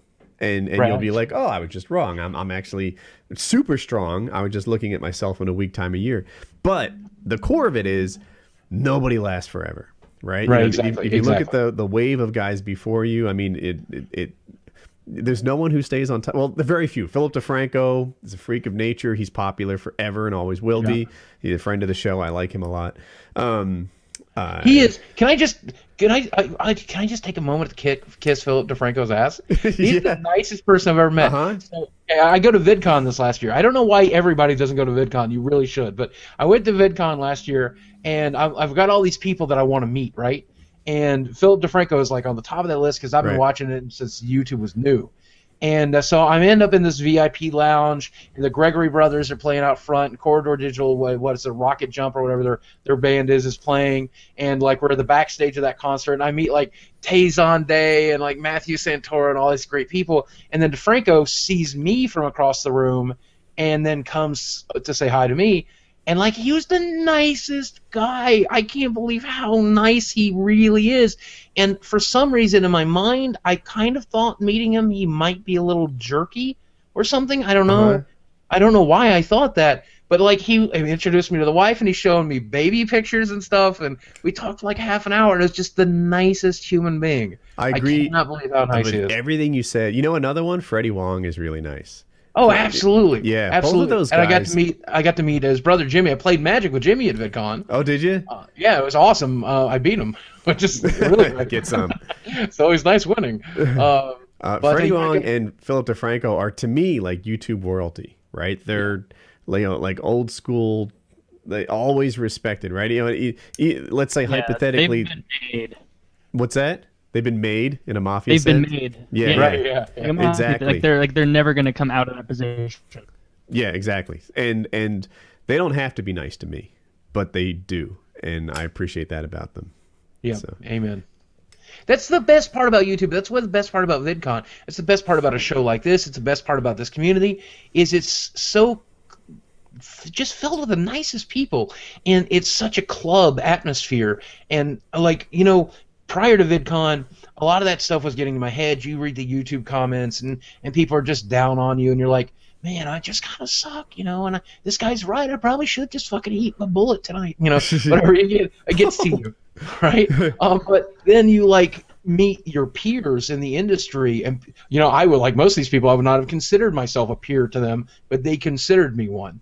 And I'm, like, and they were excited to meet me. That's just mind-boggling, because I'm just some fat kid in Arkansas playing video games and bitching with a lisp, And like the time you had me on the show for the first time, Woody, a huge, epic fan of you. I'm a fan of everybody on here, Oh, thanks. I don't know. It's weird, but the YouTube community is awesome. But yes, Philip DeFranco's bubble will never burst. That man will make infinite money. Forever. I hope so. I'm just looking at the Eminem lyric, because you were saying everyone's so nice in this community, and that's true. I feel like the nicest, well, not to say that the less successful people are less nice, but the more successful people, to me, are always nice. It's the envious ones that sometimes, are not as cool, right? That's true. That's absolutely true. The ones who say, whatever, Francis is bad, he shouldn't have 2 million subs, I should have them instead, right? Yeah. The people only realized how much better I was than that guy, and that there is that crowd too that exists, and they're noisy. but what are you gonna do? So but yeah, and that's why, like Freddie W, the Philip thirst DeFranco is real. But yeah, I'll spare all these guys from Tractor Talk, but I am going to have some legit redneck toys at some point. I'm coming to your house and I'm playing. I'm telling you.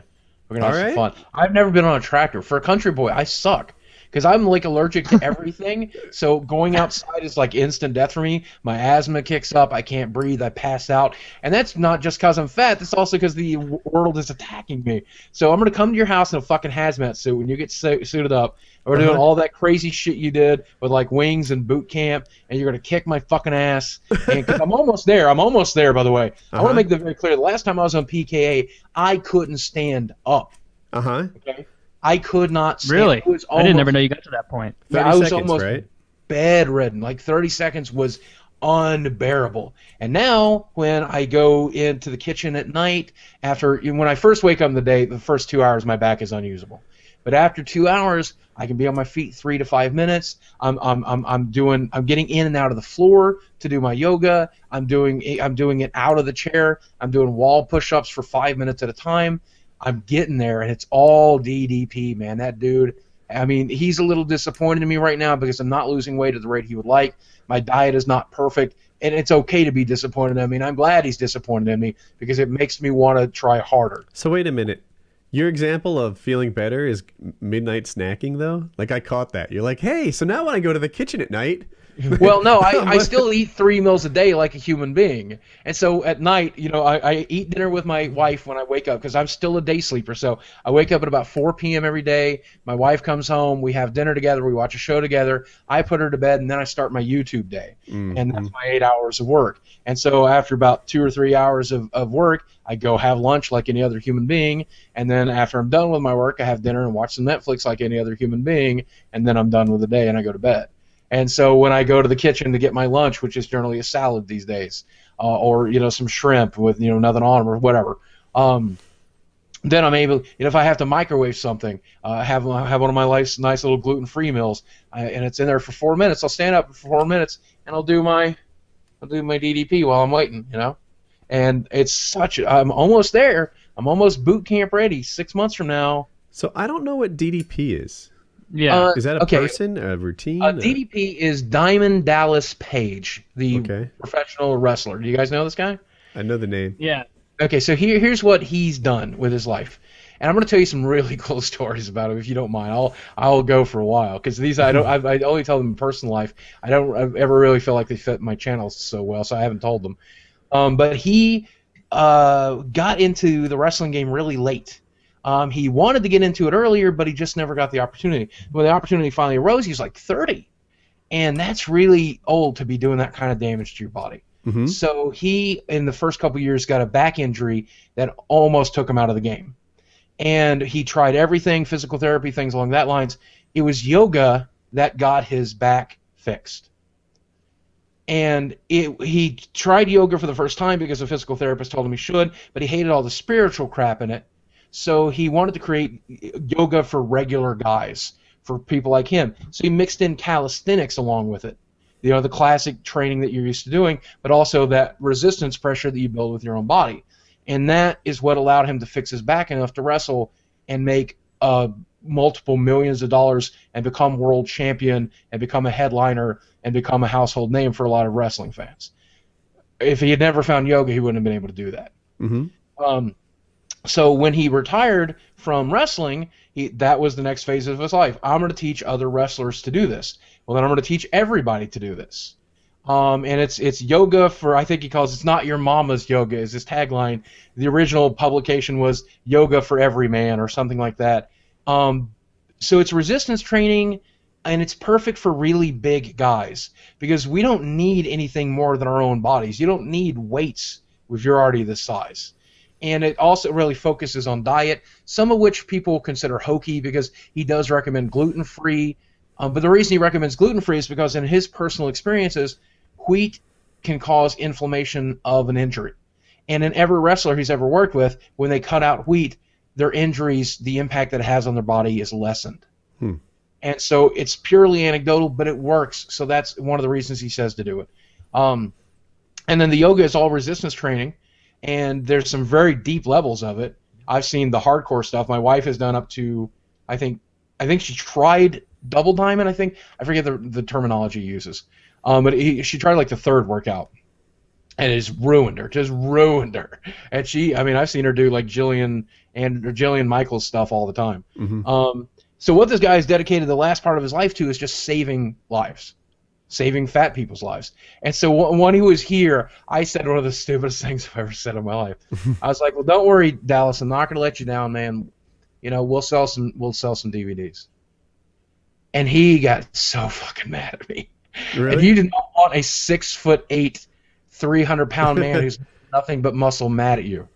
And so he looks at me and goes, Boog, let me ask you a question. You think I want to be a millionaire? And I said, yeah. And he goes, well, good news, I already am. You think I'm here to save? I'm here to make money?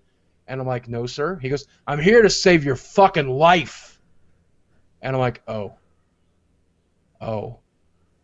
And then over the next 2 days, I watched him interact with other people. And in his phone, he's got all these great people he's introduced me to, 400, 500, 600-pound people who are trying to save their lives. People who were 500 pounds that are 200 pounds today, whose lives he's saved. And literally, he would have to stop our training sessions to take a phone call for somebody that he's personally worked with, not because they're famous, not because they're YouTube famous, not because they're anybody other than just someone who bought his DVD one day. and he just saw their number and decided to call them and say, hey, thanks for buying the DVDs. Is there anything I can do for you? That man is a fucking hero to me. He is one of the best human beings on the planet. So I have never seen anybody. He said the other thing. He said, I joke about the millionaire thing because he jokes about it. So whatever. If you jelly much, then put it on a slice of bread with some peanut butter and eat it. Okay. He said to me, he goes, well, it's got gluten in it. Do what? He said it's got gluten in it. Gluten in it, right? He says he's just so nonchalant. This man fixed us dinner. He wouldn't let my wife serve. He set her down and served her when he came into our home. That's this man. I can't believe. And she got up. She's like, does anybody want a second slice of pizza? And he goes, Dad, sit down. You do enough. I can't believe. I couldn't believe. That's the first time I ever met him. But he's sitting there in his chair, and I'm singing his praises because that's what I do. Mm-hmm. When I meet somebody like that, my nose is brown, my lips are fucking firmly on their ass. It's what I am. And so I'm like, man, I can't believe you're doing this for people. I can't believe, that you would do this for me. You're just a fucking miracle worker. And he goes, well, I will tell you, Bug, one of my friends said to me the other day, you're like a karma millionaire. And, well, I said to him, I'm the other kind of millionaire, too. But if I had to choose, I guess I'd choose the karma kind. And that is that man. He is an enigma. And then, in the same day, I got to watch him, on the last day we were here, the third workout of which he beat my ass and got me on the path to healing my back. I watched him fight 3 zombies in real life with the Zombie Go Boom team. He killed one with a sledgehammer, another with a trash can, and another with a flat iron, so one of those steel chairs. And if you haven't seen the video, man, I hope that you look it up. It's Zombie Go Boom DDP. Look that video up because he's like, first I'm going to wake the zombie up, and he hits it with the steel chair, and he's not even putting full force into it, but he obliterates it. It fragments into a giant red spray because the man is just that strong. And I asked him later, I'm like, how do you survive something like that when you're wrestling? And he goes, well, you just hope, really, because there's no way to fake hitting somebody with one of these chairs, Boog. You just hit them with the chair and hope they're tough enough to take it. Like, Jesus, what a job. And the other thing that was really amazing about him, and I don't want to embarrass him in any way, is he taught me the healing power of ice. And so every day, an hour or two, my back is being iced. Every day, first 2 hours I'm awake. And it's miserable, and my butt's wet all the time because it eventually leaks. That man walks around with like 2 or 3 ice packs taped to him all the time. Huh. Yeah, ice is good, but it's got to be cold. And right, yeah, right. It sounds obvious, right? But like my wife and my daughter, will ice something down. And they wrap it in all these like I don't know what to call it, like a dish rag type thing, to the point where it's not discomforting anymore. And every so often they'll like a plastic bag. Every so often they'll actually need ice. You know what I do? Like when I was doing jits and stuff, I needed to ice shit down all the time. I'd put ice in a Dixie cup, and then I just like peel the top of the Dixie cup on, direct apply that shit. That's as cold as ice gets. And and it's no fun. It's discomforting, but when you got like a mouse on your head, it I get that Ziploc bag, the gallon bags, and that's just as big as my lower back is. Right. And then I just like lift the shirt up and pull the pants down and just lay my ass right on it. And yeah, it sucks and it burns the skin, and you have a big red mark back there. And over time, the red mark on my back is almost permanent. But who gives a shit? Because the muscles, after 3 months of doing this, are finally beginning to heal, and I can stand up long enough to take a fucking shower. So much worth. What did you do when you can only stand for 30 seconds? I knew you sat down to pee. Work? I didn't consider the shower. No, I did stand up to pee. Actually, I've never had to sit down to pee, fortunately. Oh, because you said that. That's where I got it from. Yeah, but showers, I've had to have my wife help for the last year, which is kind of shitty for her. But it's kind of nice to shower with your spouse too. So it's fun too. But I would have to take a break. I would get in. I would be in for about a minute and a half. We'd do my top half. We'd rinse, and then I would sit down on the toilet and get the bathroom soaking wet. And then when my back was finally rested enough to get back in. Prior to that, before I had the strength to do that, I had a shower chair, a bariatric shower chair, which cost a fortune to get one that's heavy enough to hold you. But that's what we ended up having to do to keep me to get me clean. And prior to that, when my back injury was fresh, I guess a year and a half ago, sponge showers. And it was fucking miserable, man. Next house, master bathroom, dual shower heads. Make it happen. Oh yeah.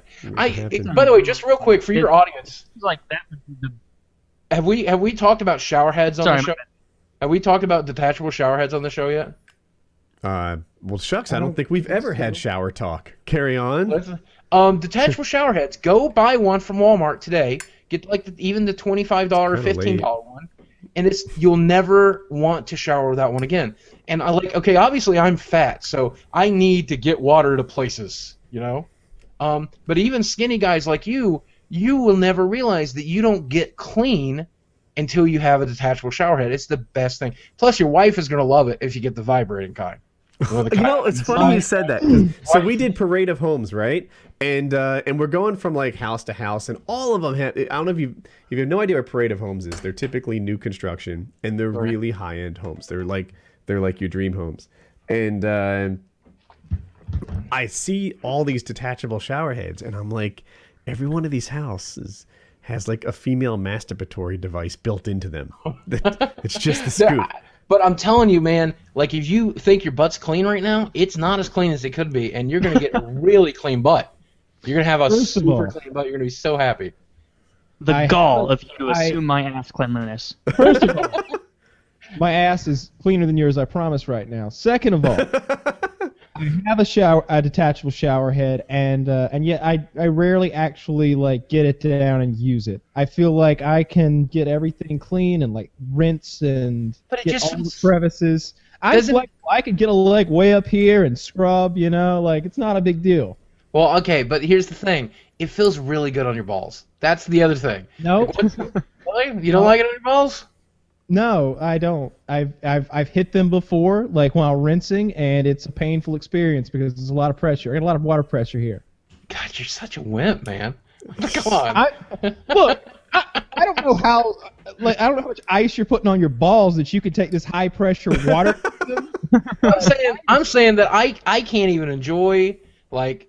Wow, how dirty am I allowed to get on the show? I forget. I can't even enjoy a head unless she punches me in the balls 2 or 3 times. Is that true, or are you telling a joke? I'm telling a joke. Oh, because I've heard that on Reddit before. Really? Yeah, some people, that's a thing. But what was I gonna say? I use the like wet toilet wipe things, and I feel like yeah. So if you're using regular toilet paper, then you're an American typical, and I think that that, you know, we're not really first world with regards to butt cleanliness. But with the advent of those like white, wet, like the baby wipe toilet paper things, America has once again joined the world leaders in butthole cleanliness. I want to answer a question that I get asked all the time, and it's going to be a PK exclusive. I'm going to make you rich right now. People are always wondering how I wipe my butt. And if you guys really want to know, I will go to the specifics today. I would love to know. Dude, I need a unanimous here. And everybody needs to win this. I'm sure. Kyle, yes? Yeah. Kyle's excited. You can tell Kyle's excited. I'm going to need to get a notepad so I can keep up. Some people wipe sitting down and some people wipe standing up. Did you know that? It's about evenly split. Mm-hmm. Half the people wipe standing up and the other up. Okay. So obviously I have to stand up. That's obvious, right? It was not to me. Right. Okay. I hadn't really thought it through. The other option is demonstrate. I prop up another. No, there's definitely not doing that. I prop up my left leg standing on the toilet. So I'm like that. Obviously, I'm spread, and then it's just a simple matter of reaching around. Everybody thinks it's like some sort of magic, but it's just the exact thing that you do, except I put a leg up on the toilet. Back to front, or front to back? Well, it's out of necessity. I have to go from balls to back. So I guess front to back, but right? When you're wiping, you're standing there like you're conquering the toilet. Right, exactly. You're Captain Morganing. I just shit in you. Captain Morgan's while he wipes his ass. Awesome. All right. So standard, balls around, and like how long? Like, does it take a long time? Does it just seconds, one of the things I have to do that's different from you guys probably use just like 2 or 3 squares per wipe or whatever. I end up having to create almost a ball of probably 10 or 15 squares, which I then wrap around my hand to get a nice flat surface going, so that way I can fully reach and cover my entire ass, and then it'll still take 2 or 3 of those. So that's probably the biggest difference in what I'm doing and just your average guy who stands up and does Well, we are certainly not using 2 or 3 squares. This isn't World War II. I don't know. Like, I don't know. Like, 1, 2, 3. No, just 2. Just 2. I don't know how my fucking daily skinny people ration of ass shit. squares. It's as much a mystery about how I shit for you guys as it is how you fucking shit. I don't know what you guys are fucking doing in there. I'll tell tiny you. pellets like a rabbit, but they're about the size of a marble instead. So I poo, and then I take No. the regular toilet paper that everyone uses while sitting, and I wipe back to front maybe 2 or 3 times. At that point, I'm roughly standard clean, right? Wipe it till it's white. And then I come in with or even if it's not totally white on the thing, I switch to the wet toilet paper and like a baby wipe. And with that, I will wipe, fold it so that if there's any dirt in there, it's in the middle. Wipe, and then keep doing that until there's nothing but pure cleanliness. And I have effectively taken like a baby wipe thing and got it as you could eat off it. Yeah, the baby wipe does thing anybody? just makes you like feel like one of those women in a tampon commercial where they're walking around confident, clean, happy. Like that's how you feel. You're like, there's no shit on my asshole that's left over. I'm good to go about my day. Yeah. I will tell you that a lot of big people, my size, who don't have the flexibility to do that, will actually invest in either portable bidets or an actual bidet. And you can actually find these online. They'll have basically you keep the barrel of water next to your sink, and then you'll have the little head which you can then tilt in, and then you just pump it and it'll wash your ass for you. So I think when we finally get into the bidet technology here in the United States, then we will finally join the first world. My new house has There a are bidet portable- in it. So people are walking around with pumpable kegs full of ass water. Yeah, And right. that's So just here's an one thing about my pooping. So I poop in the morning. Whenever I wake up, I go and I go in the bathroom. The first thing I do is turn the sink on to hot, because it takes a while because I'm in the far end of the house. The hot water heater has to empty all the lines or whatever. Turn on the hot water. Take a shit while the shower is running. By the time I'm done, shower's done. I wipe my ass like a normal human being. I don't think we need to go into how I fold and all. But get it No, but clean. how do you do it? Get into it. I don't know, roll up like a wadding of toilet paper and go balls to ass, and then maybe like go in for like asshole to cheek if I think it got extra messy down there or something. Yeah, you gotta check know, the periphery for splash damage. Yeah, You know. there was like one of those like that scene from the bathroom in Florida that time. My ass cheeks had shit on them. It was one of those things where my butthole just went. And there was just shit everywhere. So like, I really had to go like asshole to like cheek, and back to front, front to back. There was wetting of toilet paper. You were working like a 9-inch radius around the butthole. Yeah, the whole Like- my ass was dirty in a scenario like that. But under a normal scenario with a regular diet, it's not like that. So I get clean, then I brush my teeth, then I get in the shower, and at no time throughout my day do I need to take a secondary shit, because my digestive system is programmed like that. It's extremely rare for there to be a secondary shit. I'm really sad that I was hoping we'd get through at least one PKA without a bunch of shit talking. I didn't bring up the shit talking. I don't know how that got started. I'm glad you brought it up. I've got do an we talk issue. about- My new house has a bidet, and I'm not 100% sure how to use it. And I'm looking You just at kind of bend down and splash it up on your face, get nice and clean. like I get that there's some steps, like it pours water out like the back of it sort of straight instead of up towards where your butt would be, and I think you use that flow beforehand to get the temperature right, and then you just sort of switch it and it shoots up, and then use it afterhand to like rinse out the basin one more time. Somebody told me that you face the wall, like opposite a toilet, like Butters would use a toilet, with the little coffee table right in front of you for your book. And then and I just always sort of took that as fact. I've used a bidet before, but it was in Japan, and it was really just a high-tech toilet that had a bidet built in. And I kind of wonder if that Japanese bidet had a like a seeing eye in it or something. Because one, Japanese people are fucked up, and two, it was perfect. It always hit in exactly the right spot. Like got a targeting system, and they're selling the video of it in a vending machine. Exactly right. It was no. Even yeah, somebody's standing there putting quarters in a machine, squirting Woody's asshole.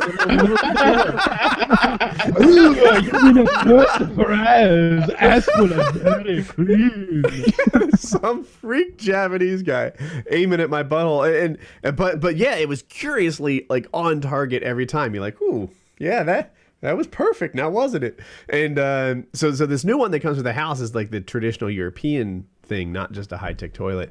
And I don't know, I'm Googling and stuff. I found pictures of people facing the wall and with their back to the wall. So if any of you sophisticated Europeans know exactly how to use a bidet, leave me some instructions in the comments. Do you think a sophisticated European is ever going to watch you use your bidet, though? So if for a couple quarters, he'll have to.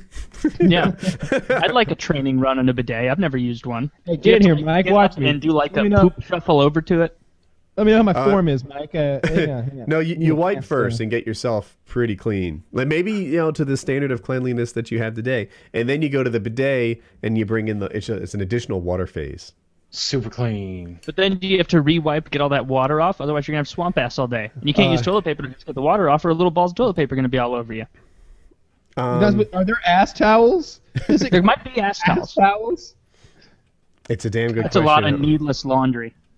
This is ass towels piling up. This is just your daily reminder that what do you get them with ass on them, like all cursive, and like you just know those are your ass towels? I can answer your question. Once you clean your genital and anal areas, you dry yourself off. Some bidets have a cloth towel nearby. Do not use in all capitals. The towel is for drying off your hands only. Most bidets have a built-in air dryer for you to use. I'll have to look for that. If the one that you are facing does not, use toilet paper or other paper towels to dry yourself off. Hell no, I'll have an ass towel. Not a savage. I think ass towels should have your name on it. Like, even husband and wife should have like a Woody and Jackie ass towel. Yeah, in beautiful calligraphy. It should say ass towel right on it. Yeah. And it should say Woody's ass towel, so that if you're a guest at our house, you know what you're getting yourself into. Hey, Woody, do you mind if I borrow your ass towel? It was a real nightmare in there. Oh, no problem. No. This is your depressing reminder that for millions of years, people search for clean water, and right now we're so lucky to have so much of it, we shit in it every day. How awesome is that? It's great. Every time we shit, we're just like, it's not going to be good unless I'm shitting into clean, potable water. Exactly. It's a big every past piece of shit. Well, I like to know that's a water source if I ever have to go that far. Yeah. You also do need to do it into clean water, because doing it into dirty, tepid, nasty, germ-ridden water would be awful for society. You'd be spreading disease everywhere. Right, like the backsplash alone would kill you. Yeah. Oops, got a little syphilis. That's like straight up Ebola water. But I hear water's a renewable resource, though, right? Like it keeps coming around. If you use your water, so the house that we didn't buy was on a lake, and the guy used to, instead of cleaning his swimming pool or putting chlorine in it, he just drained the pool and fill it up again. And he's like, there's so much water. He's like, and I get the water from there, and then I just put it back when I'm done with it. Yeah. And it's like, well, he's not wrong. Like, you can totally see that's what happens. It drains out the side of the yard and just back into the lake. But something he's getting it from the well, though. Something. Well, he's getting it from the well, but it's the well's right. I'm guessing the underground river is flowing into the lake, probably. Anyway. I would have to assume the lake flows into the river. Something. It's all connected. It's just one big water source. No, you say? Not, though. Maybe not. I'm totally outside my area of expertise. I know it was deep. I know that they used all the pipe on the truck, whatever that is, 500 feet or something. It's pretty deep. Hey, did your dad get the generator out of the well yet? Do you know what I'm talking about? Yeah. It's a well pump. It's way down in a well. He's got a really expensive, really deep well, and the well pump, somebody ran over the top of it, and so the pump itself fell down the shaft, and it's really far down there. I don't know Something happened. I know somebody came, like some new professional came recently, but I don't remember if they were successful or not. My guess would be no. No one else has been. They've sent robot arms down there with cameras and all kind of like hook and anchor setups and all kind of bullshit. Like it seems like it'd be totally doable. Like you could. I guess they're worried they'll damage the well. Because I'm telling you, for $100, I could get it out, right? I could. I swear to God, I'd drive my truck up to the well. I'd get some long rope. I'd hook it to my winch, and I'd get that shit out. The problem is that you've got a large PVC pipe, and the motor itself is shaped like a cylinder. I don't know if you know, but like these well pump motors. No, I don't know. It's a submersible motor. It goes in the water anyway. It just fell farther than it's supposed to fall, and it's not connected to anything anymore. So it's a steel cylinder within a plastic cylinder, and it's wedged into it. And they're the professional guys who like do that sort of thing and like have the big well truck and he's got like this closed circuit TV monitor he's looking into and robot arms and shit. They failed multiple times and they spent days at it. I'm guessing they failed though because they're trying not to destroy the area, and that's the complexity that I don't understand. If it was just a matter of getting a hook on it and horsepower, then any fool could do it. That was kind of what I was getting at. There's nothing to. That's the thing. There's just okay. Do it is a thing. There's nothing to connect it to. If they could hook to it, they'd get it out. Right. You're totally right about that. Like if you could grab it, you can get it out. Like that's not a problem. It's just horsepower and rope. You know. Grabbing it is the problem. How did a generator fall straight down a well? Okay, so there's a portion of the well that's extremely deep that's drilled, but then there's a portion above that's I don't know, a couple 100 feet or something that's lined with PVC pipe. And how big is it? I don't have any concept of a well. Okay. And the motor is about this big around, and it's a long cylinder with a wire that hooks to it. And it wasn't that deep initially, like I don't know, 30 feet down or something like that. But it was suspended there and it was pumping the water up and out and supplying it to the area wherever it was going to.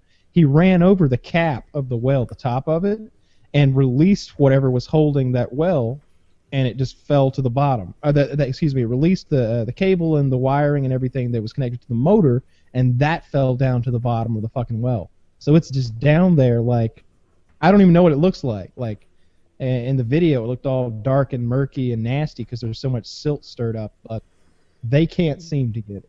You know the well on my new property, my new thing? You said it looked like a death trap?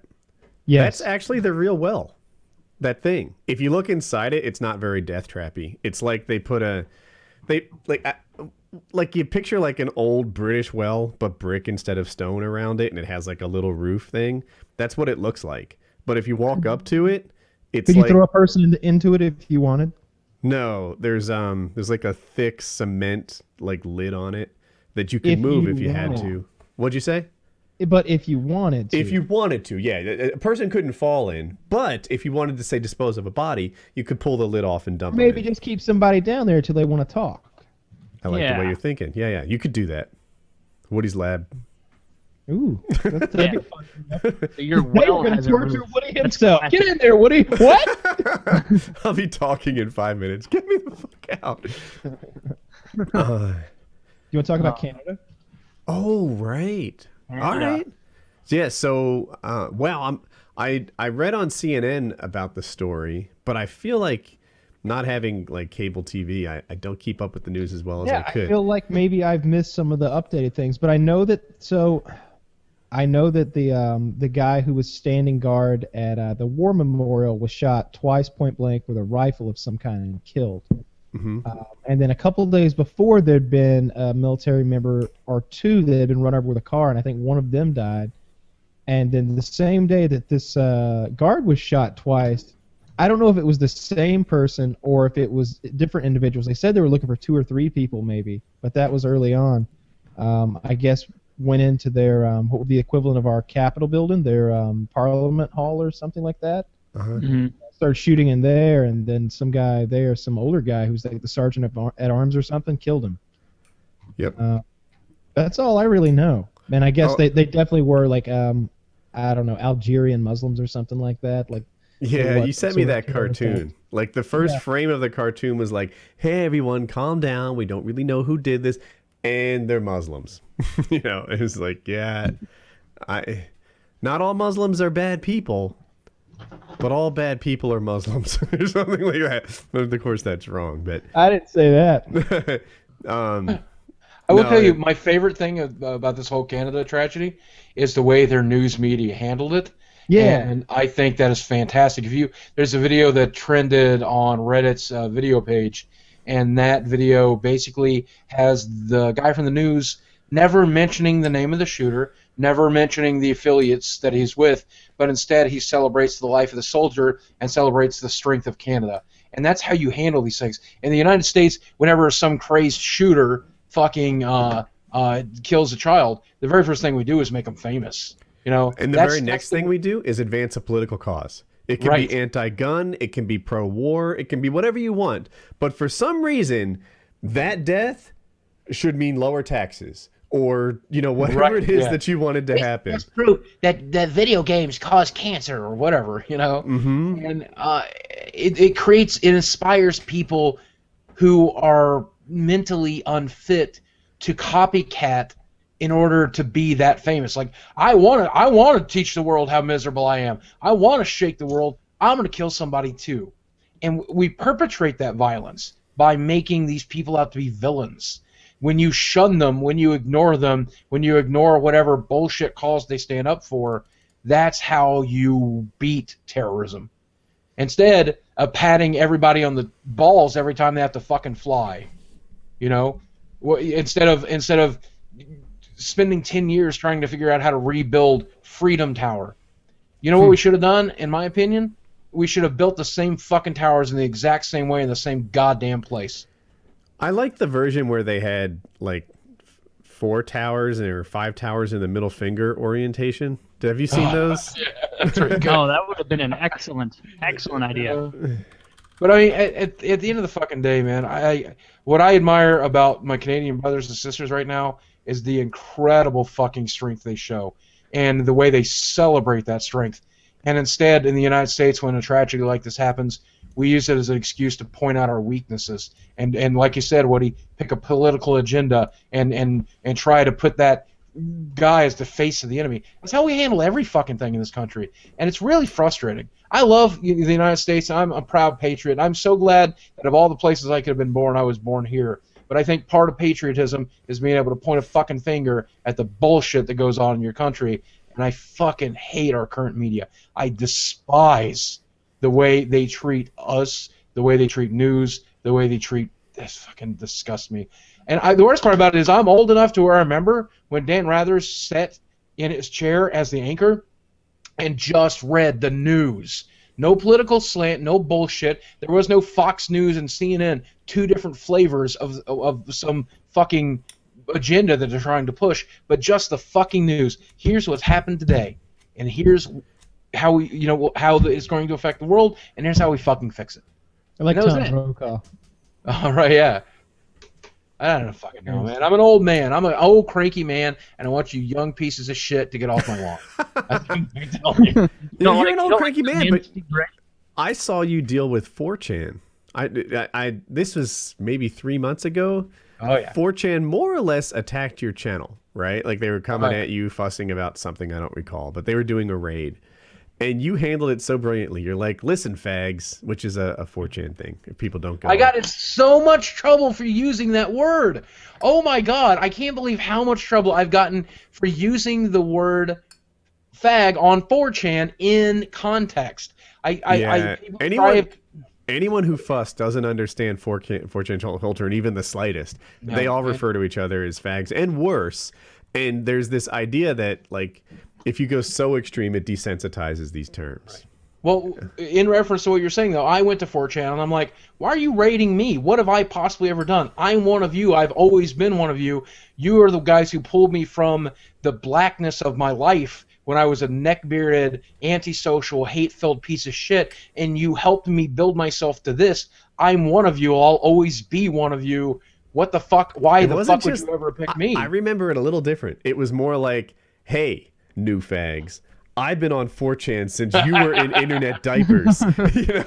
You fuckers think you're gonna rustle my jimmies? All the code words, right? He knew all the terms. He was in. He's like, no. My jimmies don't get rustled. I'm an old fag. I'm, the person who made 4chan what it is. Like you and. I played the old fat card. I did. Yeah, it was brilliant. It was brilliant. And I remember when B. Do you remember when B was good? Because B was never good. I want to be very clear about that. I know this from my pre-Boxy days. Okay, when you guys were just as shitty as you've always been. That's the fucking concept, by the way. That's why I was there, because of how shitty it always was. Because I liked the shittiness. I read Reddit about as much as I read 4chan these days. And I maybe my taste have developed a little differently, and maybe I do just like fucking cat pictures now. I don't give a shit. I'll admit it. But I mean, that is I don't like what I've always been, man. Well, fuck that. Fuck you then. Cat pictures are horrible. He doesn't like what? I don't like the cat pictures. I don't either. Motherfuckers I out. hate Like all of cat that pictures. stuff. I hate raving about bacon. Get over it. Oh God, bacon is so overrated. My Reddit is. I got an adult Reddit. And 4chan just seems to be adult all the time, just about, depending on which board you're on. You guys have seen my adult multi-Reddit. That shit is that's as adult. ludicrous. Oh, it's filthy. There's stuff you know about in there. It's like lactating jugs and shit. Oh yeah. Yeah. Reddit, like lobster claw jerk-offs and stuff. Reddit is the best thing to ever happen to porn. No matter what your sick shit is, they've got it. Yeah. There's a subreddit for it. America's like, what are some porn subreddits? Woody, I didn't know penal was a fetish. Well, I didn't know there were a lot of good Oh on that shit! list. I'm going to check out Panel right now. AFK guy. No, you'll get lost in it. Or you'll have a shred of empathy like a good human being and not want to watch. What do This you is have? the thing. There's Well, cum haters I'm not and cum interested in this. I'm lovers? just interested in the fact that it exists. Like, I don't think I'm ever going to enjoy this, but holy shit, this exists. What the fuck? What the fuck? Yeah. Don't you like doing stuff like that? Where like even if you're not into it or you don't think it's that interesting, you just want to go look around just to be like, man, this is a thing. Someone sat down and thought, let's do this. Let's take a step and initiate this becoming a thing. Yeah, we used to have tons of fun like that on Motherless. The space dick one is ridiculous. I have a friend. Here's a story that I like to tell every once in a while. I have a friend who, no, seriously, I swear to God, because I have a friend who has never dated, and he's like 40 now, and he's not interested in dating. No. One day, he likes a lot of anime, and he likes a lot of the hentai stuff. And I always thought maybe it's just because that's what he's into. Maybe that's the only thing he really is into. One day we were watching this particularly fucked up hentai thing together, like a family for some reason. And I get out of the room. I leave because it's one of the most disgusting things I've ever seen. And eventually, whoa, describe the scene. Yeah, I want to know what the cartoons, right? It was a horse-animal hybrid that was perpetrating a non-consensual sexual act on another person, and I think this thing has been made famous in internet culture because he says his penis would grow. I don't know. I don't remember specifically, but I think it says your resistance only makes me harder or something like that. Oh, and I'm like, okay, this I'm completely uncomfortable with. This I do not want to watch. Hang on, I want to get a real idea of what this porno was like. So you say a human horse hybrid? Is it a centaur? No, it was like what do you call it when they like humanize an animal rather than like being a hybrid? Anthropomorphize or something. Right. Anthropomorphize, right? And so it's something about an arena. Your viewers are going to know what I'm talking about too. I know it's, but and that's fine if you're into that. That's fine. Enjoy it, love it, man. Human sexuality is diverse and wonderful, and you like whatever you like, brother. So hang on. So this horseman was fucking a woman or a man? I think it's, if I remember correctly, it's a woman, but I do know there was a lot of gay sex in this thing. I think there was gay sex in this thing too. There's a lot of gay sex in hentai, and I have no problem with that either. I mean, you're into it. You're in it. And I'll watch it. I don't give a shit. I'll watch anything. I don't have a problem with it. I'm gonna watch it though. You walked out of the room. You were being very intolerant. If you ask me. What I'm not comfortable with. You should have sat there and what I'm not comfortable with is and this is not my thing. I'm not into rape fantasy at all. That does not do anything for me. Is that what made you uncomfortable the most? Do you feel like he was like kind of No. I don't think he was particularly getting off on that. You don't. But we ended up in this epic debate about me walking out, and he's like, "Boog, you don't understand. And I'm like, what? And I'm like, are you into the rape fantasy stuff? And he goes, no, Bug, I'm into violence. And I'm like, what do you mean? And he goes, violence. I want to be hurt, and I want other people to hurt me. And I'm like, what are you talking about? And so he went into slightly graphic detail of what he was into, and it's way deeper than I'm willing to share here, and way deeper than. No, come on. Yeah, come on. We share on this show. Like, show the dark example. Don't divulge too much. Just one kind of I'm example. gonna talk this guy in here. So slowly. I hope he doesn't watch the show. I'm sure he doesn't. No, we're very. No one really knows about it. So our little secret. He wants to cut and bleed and mangle Himself? and other people as part of the sexual thing. Does he want to disfigure people? I don't remember, and I can't directly speak for him, but possibly. Was it a bit sexual? Did he say like he wanted to like cut tits or like genitals? No. He just like it was. It was not that detailed, but he was detailed enough to say violence, blood, gore, knives, cutting, just blood, and hurting people. He wants the joy of it for him would be hurting. Does he have a knife collection or anything like that? No, nothing like that. In fact, maybe it is best this We're guy halfway stick to to a his supervillain. Centaur Keep cartoon going. porn. right. So what this guy says to me, he says to me, so Boog, that's why I've never dated. Because if I ever were able to convince a woman to let me do this to them, I would hate myself if they let me do it. I would hate myself for doing it. I'll never date. I'll never date a woman. I'll never run the risk of having a woman in my life because I'm terrified of what I might become. And I'm like, holy shit, I don't know that I can hang out with this guy. Did you go back during the day and stake him? No, not at all. So on my way home with my roommate, he looks at me and he says, Boog, I kind of feel you're really harsh on Kent. Oh God, I said his name. Oh, Jesus! It's like, I think you're really harsh on whoever that person is. Please delete that out of the VOD. Please do not let that. Woody, mute Delete that. Or maybe his name was Jerry. Yeah, I think his name was Jerry. Right, Jerry. Now that I think about There's it, no Rutherford. Rutherford is cartoon porn. What would his wrestling name be? I think you were very harsh on Jerry, and I'm like, dude, I don't think so. Did you hear the things he was saying? And my roommate told me, listen there, I'll never forget. He said, Boog, what is it you like when it comes to sex? And I said, blowjobs and like fucking girls and like watching them get fucked and like letting them fuck me. That's what I'm into. And he goes, well, congratulations, you won the genetic lottery. You and your sexual preference is perfectly normal and perfectly acceptable, and society's going to reward you for it, and what gets you off is something that's easily accessible, and you're going to be lucky for the rest of your life to have access to it. Our friend does not have that luxury. What he is into is not socially acceptable and not possible. You really need to empathize with him because he's not only aware of his fetish, but choosing not to do that because he feels it's wrong. Can you imagine the hell if you felt it was wrong to have sex with a girl's vagina or enjoy big fat titties in your face? Like, how miserable would you be? And I'm like, oh my God, he's right. He is right. Well, I saw this woman testify in front of Congress, and I think what she was going for, if I remember it right, was gay marriage. And she was heterosexual, but her son was gay.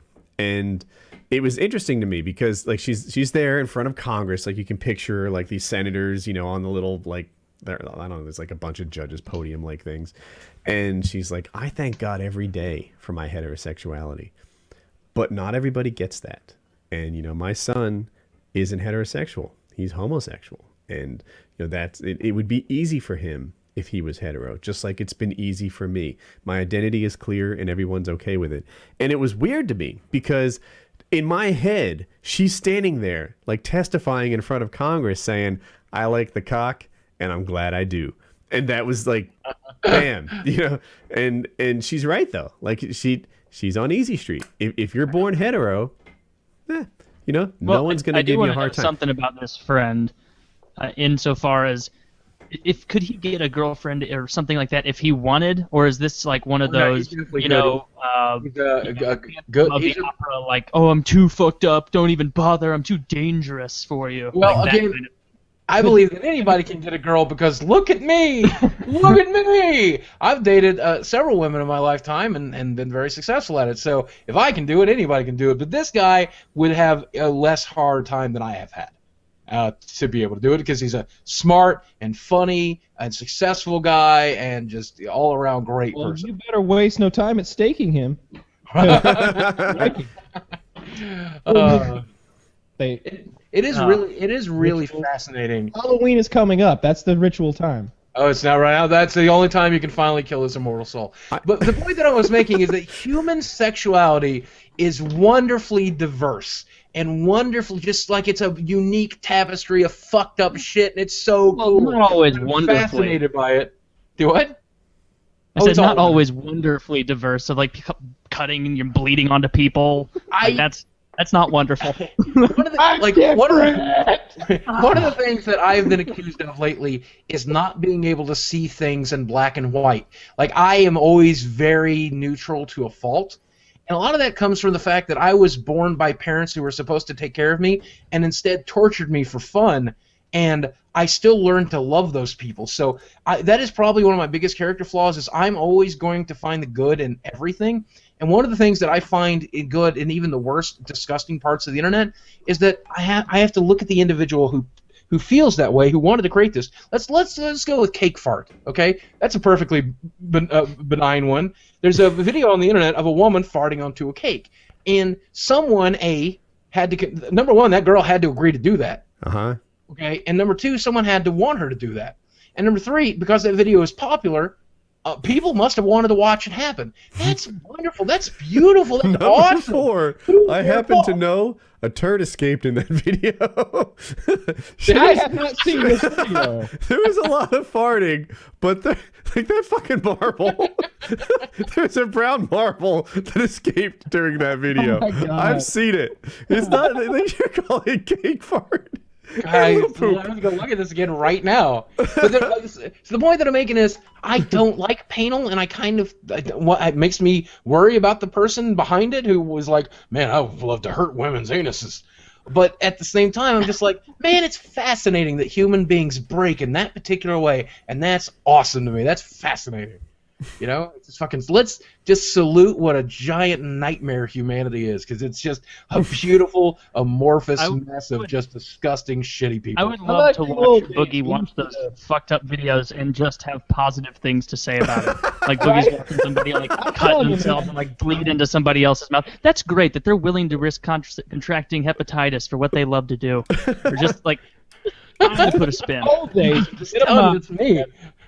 We'd push him to the edge of the village and we'd stone him or banish him or something. Yeah. Like, you know, old Larry who likes to, you know, cut women's faces up while he fucks their ears. Obviously, I condemn cutting off women's faces and fucking their ears, especially You're being if a little it's judgmental. If it's consensual, I'm okay with it. Okay. If it's not consensual, I'm kind of just okay with it. But at the same time, we've all seen Bram Stoker's Dracula. He didn't want to drink the blood. He was a creature of the night. That's right. That's true. Should stake him. Yeah. We need Dracula. He hates being a monster. Right. But the point that I'm making is I have a brain that is capable of looking at something and saying, this is wrong, this is awful, and it's disgusting that it happens. But at the same time, my brain can look at it and also say, I wonder what makes a person want to do that, and try to understand the person so that I can understand humanity as a whole. So that the next time I come across somebody who will say that they want to do something or will do something like that, I can understand that person better, and it allows me to relate to all other human beings, because ultimately I am a student of humanity and I'm fascinated with every other person, and the more broken they are, the more interesting they are. One other thing that might work, humanity. If you can find the vampire that bit him and kill that vampire, because in the Lost Boys, that's how it worked. Boogie, I've got a topic that's somewhat related in my head. So you're accepting of all sorts of different cultures and ideas and the wonderfully brokenness that is human. How do you feel about Islam's treatment of women? Because is it just another culture? What are we doing? I'm going to say against. Quite clearly, on a personal level, I identify with first wave feminism. I was raised by a proud woman who happened to be a monster, but also a proud woman who worked for 25 years to provide for her family in the 1970s and the 1980s, who ultimately had to take care of her invalid husband for the last 10 years that she was raising children, and then for the rest of her life. And she taught me a very important lesson, that any woman is as good as any man, and that they could accomplish anything in this world if they put their minds to it. And even though the deck is stacked against them, that women are strong enough to overcome it, because they are just as good as anyone else, and human beings are awesome. And that's what I learned from my mother. But what does that mean? How to take a Yeah, punch. wait, it depends on the Like, what does job, that right? mean? Like, as They're far not as as being a good- Marine or a Yeah, if you took a fireman or guy any kind of army against physically a demanding female job, one- what does that really mean to be equal? Because if you cheapen it by saying everybody's the same, then you're not really giving proper credence to people who do excel in those areas. Well, okay, you here's know? the thing, is that in gender... What he means is they're good enough. In first, okay, what you're really talking about is gender feminism, which is something I'm not educated on at all. I am interested in feminism under the law, and I'm under. So basically, as long as women are getting paid the same, I don't give a shit. As long as women are given the same opportunities, I don't give a shit. I don't give a shit if a woman gets. I want a woman to have the right to try to be a Marine. If she fails to be a Marine, that's for you guys to deal with. I don't fucking care. I would argue women are getting paid the same. Do what? I think women are getting paid the same. Yes, we had to work very hard to get to here, but we are pretty close to that. Yes. Well, it is the same now, because otherwise companies would just hire women, because yeah. that would be the most prudent procedure. I'm a small business owner, and if women really work 30% cheaper, there'd be no dudes on staff. Yes. So what you're really saying is that either companies are too dumb, or their sexism overrides their need to make money, or that men are just so much better that they're worth the extra 25 cents. It's not just that they're better; it's that they make different lifestyle choices, No, right? I know. I'm just you know what that this. For the audience, the argument is if women are getting paid a third less, they're either choosing jobs that pay less, right? You know, the traditional roles of nurse and teacher versus doctor and engineer. Right, that is one of the biggest things, is that for a lot of women, advancement opportunities are not readily available, because they will advance a man in a corporation or a company more often than they will a woman. If you look at the top, one of the reasons you say that women get paid less when it comes to first wave, God, I can't believe I'm going to be condemned for being a feminist today. But it's going to happen after the shit I've been through over the last couple of months. Here I am talking the feminist talk. I'm going to get fucking railed for, but I don't give a shit. I'm used to being railed for being my own person. But because women don't get advanced into CEO positions, because they don't get advanced in executive positions, the average pay that they're working for, if they do the same job, they're probably getting the same pay. The problem is they don't get access to some of those.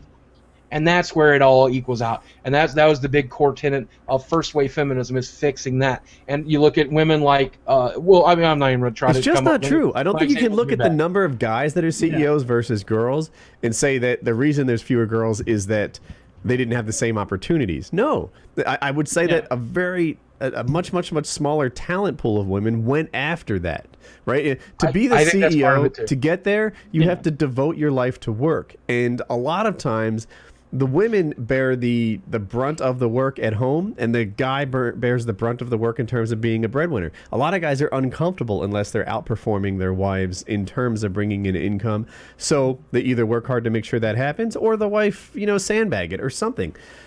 Women often take extended maternity leaves. And I was thinking to myself, one thing they could do if they really wanted to advance this cause is give guys the same paternity leave that women get as maternity leave. If guys were able to take 6 months off and get those same benefits, it sounds like, it's just guys getting the hookup, but that's not the notion. The notion is that a lot of employers might be cautious about hiring women because they know damn well what's likely to happen. Oh, look, here's a woman. She's 24 years old. She's been married for a year and a half, and she's looking for a job. I guarantee you, in the next 18 months, she's on maternity leave, and she might not come back after this. She'll be here for a year and a half. She'll take 3 years worth of pay, and then she'll stay home. Actually, this is one of the things that's destroyed the birth rate in Japan. And as I understand it, and we're getting way off topic of how Islam treats women, but in Japan, women are having a great difficulty becoming workers, because if they are involved in a relationship at all, the men who run these companies will presume that they're eventually going to have kids, and then they'll be taken out of the race. Because in Japan, there is no such thing as a working mother, and there's very few of them, and it's culturally frowned upon. So, if a woman is in a relationship, they are not allowed to excel. So people are finding it very difficult to create relationships, and that's one of the reasons sex has been so commercialized, or companionship, even non-sexual companionship, has been so commercialized in Japan, because they need access to this stuff, and because of that, birth rates are declining. And so it's actually really fast. It's really fascinating. Women issues are, So, let me finish up my thought. Sorry. If guys had the same maternity leave that women get, but it'd be paternity leave, then an employer would no longer look at the women with like a cross eye and say, oh my gosh, they're starting here, but in no time at all, they're about to take a bunch of time off for their baby, because they look at guys in the same way. Like, all right, this dude's starting here, but he has 18 months coming off at that age. And then there'd be no more gender bias, because it is my understanding that some countries do offer paternity leave for men. I wonder how it works out. Yeah, maybe it was like super liberal Sweden and Finland. No, I saw one of the guys on they do it here. One of the guys on the Howard Stern staff took paternity leave. That's awesome. It's not done widely here, I can tell you that. But you don't take as long, though. The thing is, you don't take as long, because the mother is taking it to, like, get the kid till, like, it's in school and stuff. The father is really just, like, helping the mother get into the routine of things. I can tell you how long the paternity leave at Cisco is for guys. It's 0 days. and so you just say, I know I did. It was like, all right, every time you take time off, someone questions it. Like, it's never a good time. It's always you're in some project.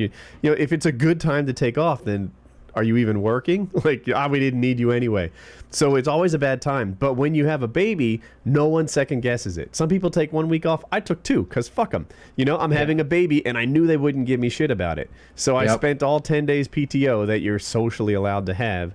And I tell you, when Hope was born, or I guess it was Colin. When Colin was born, I was almost as excited about the time off as I was about the baby itself. I was like, this really is awesome. the job. Oh yeah, dude, I was psyched. I remember, like, I did a bunch of woodworking in the shop.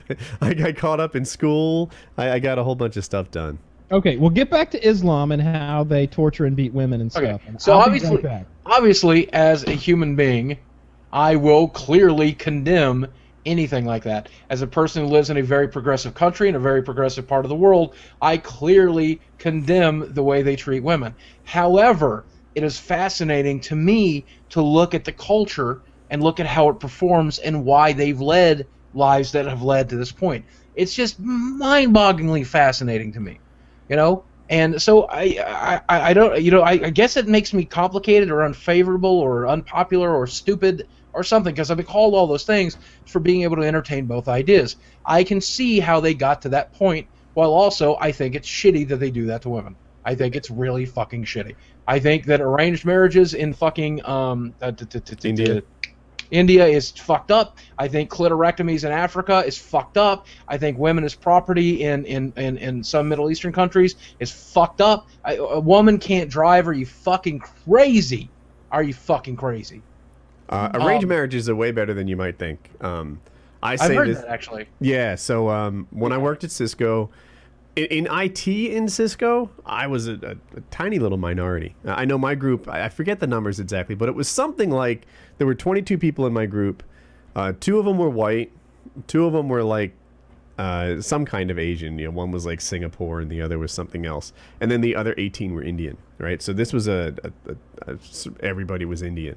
And I watched, I don't know, probably a dozen different people get married off from my group over my tenure at Cisco. And no one had a negative view of arranged marriage. And it's not as arranged as you might think. Like, they would even argue that it wasn't arranged. Oh, it's not an arranged marriage. Well, how long did you date before you got married? 8 days. Like, dude, that's an arranged marriage to me. But they're like, no, there was an interview process, and my parents went through it, and we knew the family, and like, before I knew anything about it, and the younger version of me was like, oh my God, that sounds horrific. How can an arranged marriage possibly be a good thing? The old version of me is like, you know what? They take a pretty pragmatic approach to these things. If you just do a love marriage, then some seriously incompatible people can fall in love, and then that shows up a few years later. Like, all right, the families are a total mismatch. They have different value systems. They work out issues differently. This guy's, both his parents were thieves, and how far do you think the apple fell from the tree? But when they take that real pragmatic approach and make sure, and you have like some parental input, some experience in what it's like to be married. Not that they totally pick it, but there's an interview process that the parents and the families and the grandparents and all of those decide, and you join families like that. It didn't seem so horrific. I'm not saying it's better. I don't know if it's better or worse. It's really close. And see, now you're in my headspace right now. This is exactly where I live all the time. I'm always just kind of like, man, personally, that sounds fucking awful and disgusting, and I would never be into that, nor would I ever want to perform that, nor would I want it to happen to me. I like the way I've done things, but at the same time, I'm fascinated to see the cultural impact, to see the people that are involved, the people that desire these kinds of things, why they perpetrate it. I don't know. Yeah, I don't know. And like I said, they very much consider themselves not an arranged marriage. It's just like, oh yeah, instead of doing a love marriage, I did an interview process. That's not arranged. Right. No, that's it's awesome. Somewhere in between. Yeah, that's kind of awesome. That's actually really awesome. And I mean, don't we all do interview processes? I mean, really, realistically, instead of lasting a day, the relationships last 3, 6 months, a year, 2, 3 years. Sometimes you waste 3 years for the wrong person trying to get to the point if that you you're would going to just have had your parents evaluate them from the beginning, you would have been good to go. It sounds ridiculous, right? Like when you say it, but the truth is, your parents maybe know a thing or two about like whether this would have been a good match. Like they might have an educated opinion. They don't get you. They don't get you and what you feel. They don't understand my angst. I think I still think the majority of Americans still look for the in-laws to like them or to seek their approval. I actually, it's kind of messed up the way I did it, but I asked her mother rather than her father, for having her mother represent them both realistically, because I knew her father liked me and I knew that we were fine. So I asked her mother, who I thought would have questions, for a hand in marriage before I proposed to her daughter. And I think I don't know that practice is very common anymore, but I wanted her to know my intentions. I wanted to know what I wanted to do. I think we still seek approval of the parents, so it's not even that different, really. I asked her father if I could marry her. I secretly, I would have done it anyway. But I that's thought starting to nice... seem really old-fashioned. Like really old-fashioned. It's starting to seem. I hear you. I'll probably end up doing it when I'd end up doing that, but it was old-fashioned when I did it too. But I asked Jackie, I was like, should I ask your father for... I mean, she had already had the ring. It was a done deal, I think. I think she already had the ring. But she's like, I think he would like it. And I thought, you know what? Well, I'll do it. One awkward conversation, he'll like it. So... I think what a lot of people don't realize is that when you choose a mate, you're also choosing that mate's family, and that mate's family is also choosing you. And even if you're only going to be the kind of family that sees them at Christmas and Thanksgiving or whatever, you're still going to have to deal with them a couple times a year. And fortunately for me, my in-laws are the best human beings I've ever met. Bullshit, my in-laws are the best. No, they're the most accepting, loving people, and they see the weight issues I have, and they know my history, and they love me regardless, and I'm always welcome in their home, and we vacation there twice a year, and it's just the best time when we go, and I just love my nieces and my nephews and all my in-laws, and I finally got the family that I always wanted but never had. I mean, I still have a brother who I love very much. I have a sister I love very much, and some nephews on that side too. And of course, I have that family, but we're not as close as I am to my in-laws now. And that's, it's really nice. What do you call your in-laws? Well, I actually call them by name. By name? Yeah. I call them mom and dad, and they make fun of me for it. Well, the dad doesn't because he's dead. But... so I got the last laugh on that one. I tried on Ma when just after we got married for the first time with Linda, my mother-in-law, and it was super awkward because I am equidistant in age from my wife to my mother-in-law. Nice. And so it's really kind of creepy because, I mean, there's no way she could have been my mom. It's not physically possible. Dude, get this. So I called my mother-in-law mom. This is like 10 years ago. And they made fun of me for it. I did it more than once. Like, I tried it on for a little. I tried to make it a thing. And they're like... and even the other sisters, like Jackie's sisters and stuff, were, and it's like, I don't know, it just seemed nicer and closer than her real name. I guess I'll try not to dox her. And so now for the last decade, I just like try to get her attention. Like I don't call her anything. I'm just like, hey, like, hey you. I don't call her by her name. I don't call her mom. I just wait until I have her attention and then start talking. When I get off the phone, I tend to tell people I love that I love them. Do you tell your in-laws you love them ever? Have you ever said that? No, I don't. You ever fucked up and told somebody you loved them, and it wasn't someone you were supposed to say that to at the end of the call? Yes. Oh, okay. I did that to a friend once where I was like, all right, yeah, I'll meet you over there. Yeah, movie at 8. Love all you. right, love you. And then it's like they're already gone, and it's like, well, fuck. He's going to wonder, like, did he just tell me he loved me? Is this like a conversation we're about to have, or was that an accident? I did that in person. I had a friend, and like he was hanging out at my house. I was maybe like 11 years old, and he was going for the day, and I was like, "Love you." Shut the door. Oh fuck. Oh, that is so gay. That's so much worse. I called my roommate Hun the other day. I said, "Would you mind grabbing that for me, Hun?" Nice. And he's like, "I'll get it for you. If you ever call me that again, I'll shove it up your throat." But I actually have a story about saying something you didn't mean to say to somebody.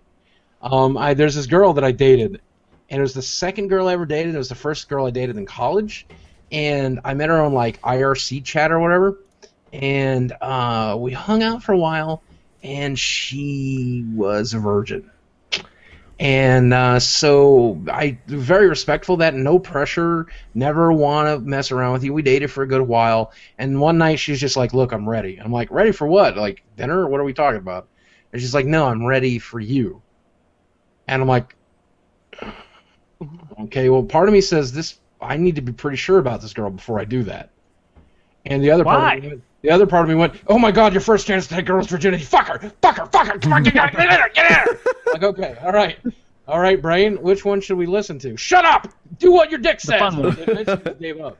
And so I did that, right? And it was awkward, but nice, And I had a good amount of experience up to that point with the first girl I'd been with, like dated for 7 years. So I'm ready to go. We get it done, and it's fun, and I make sure she's very happy with the decision.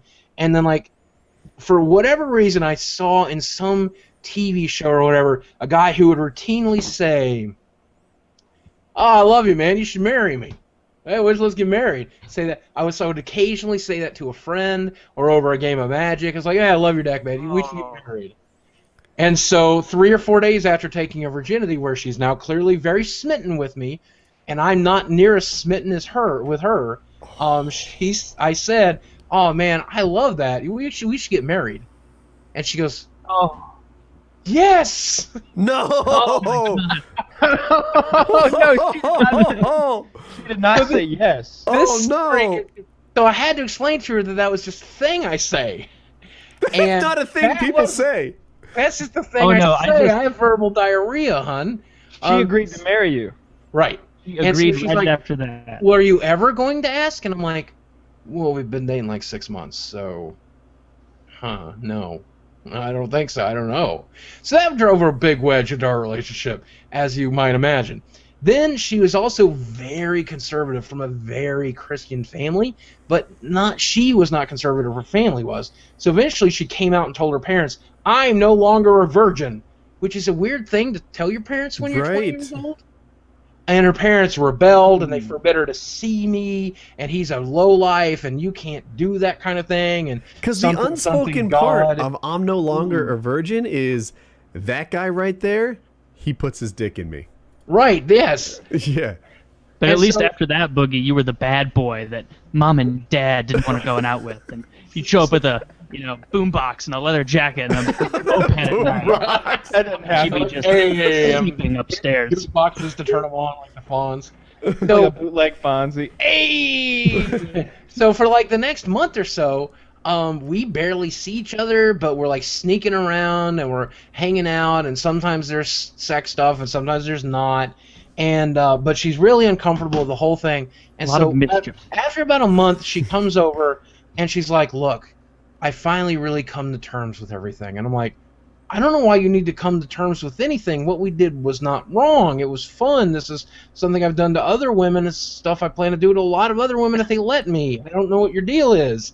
We didn't commit like some atrocious sin. Hey, it's not like my buddy Steve. I didn't cut your face off. Right. You're thinking of Jerry.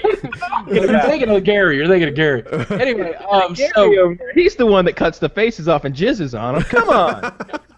So I look at her and I say the stupidest thing I've ever said to a woman.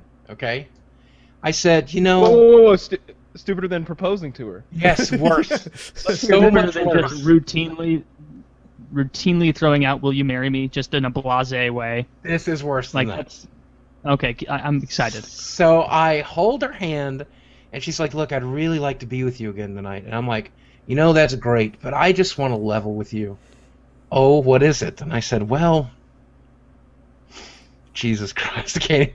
I said, "You know, I really like you, girl." I see, I'm not going to say her name. Oh, I I thought really you called like her you, girl. girl. Beth. And, oh, girl, like a boy band. No, I really like you, Beverly. Yeah, Beverly. Okay. Christy. You went out Christy. with my mom? But this whole sex thing really threw a wedge in what we were doing. You know, sometimes I think if I could take it back, I would. So basically, I told this conservative Christian girl who gave herself to me So that I cringy. didn't want it. So Bad she move. stood up and left. And the next time I saw her was 2 weeks later on a date with somebody else.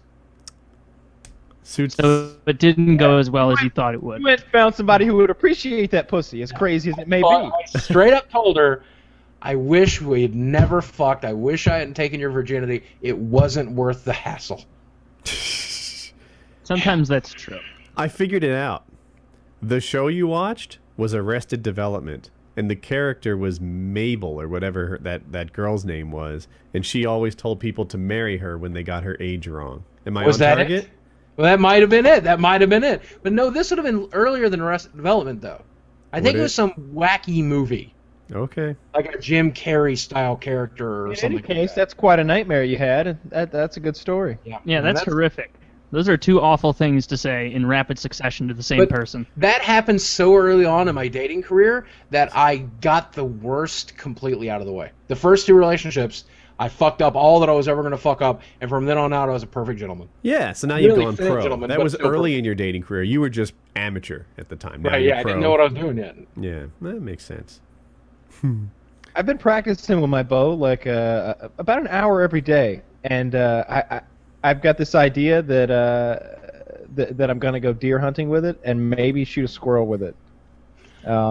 It's not going that well. I haven't gotten very accurate, and I think that's partially because I don't have any sights. Do I'm not all sure if bows that kind of bow doesn't use a sight, right? Yeah.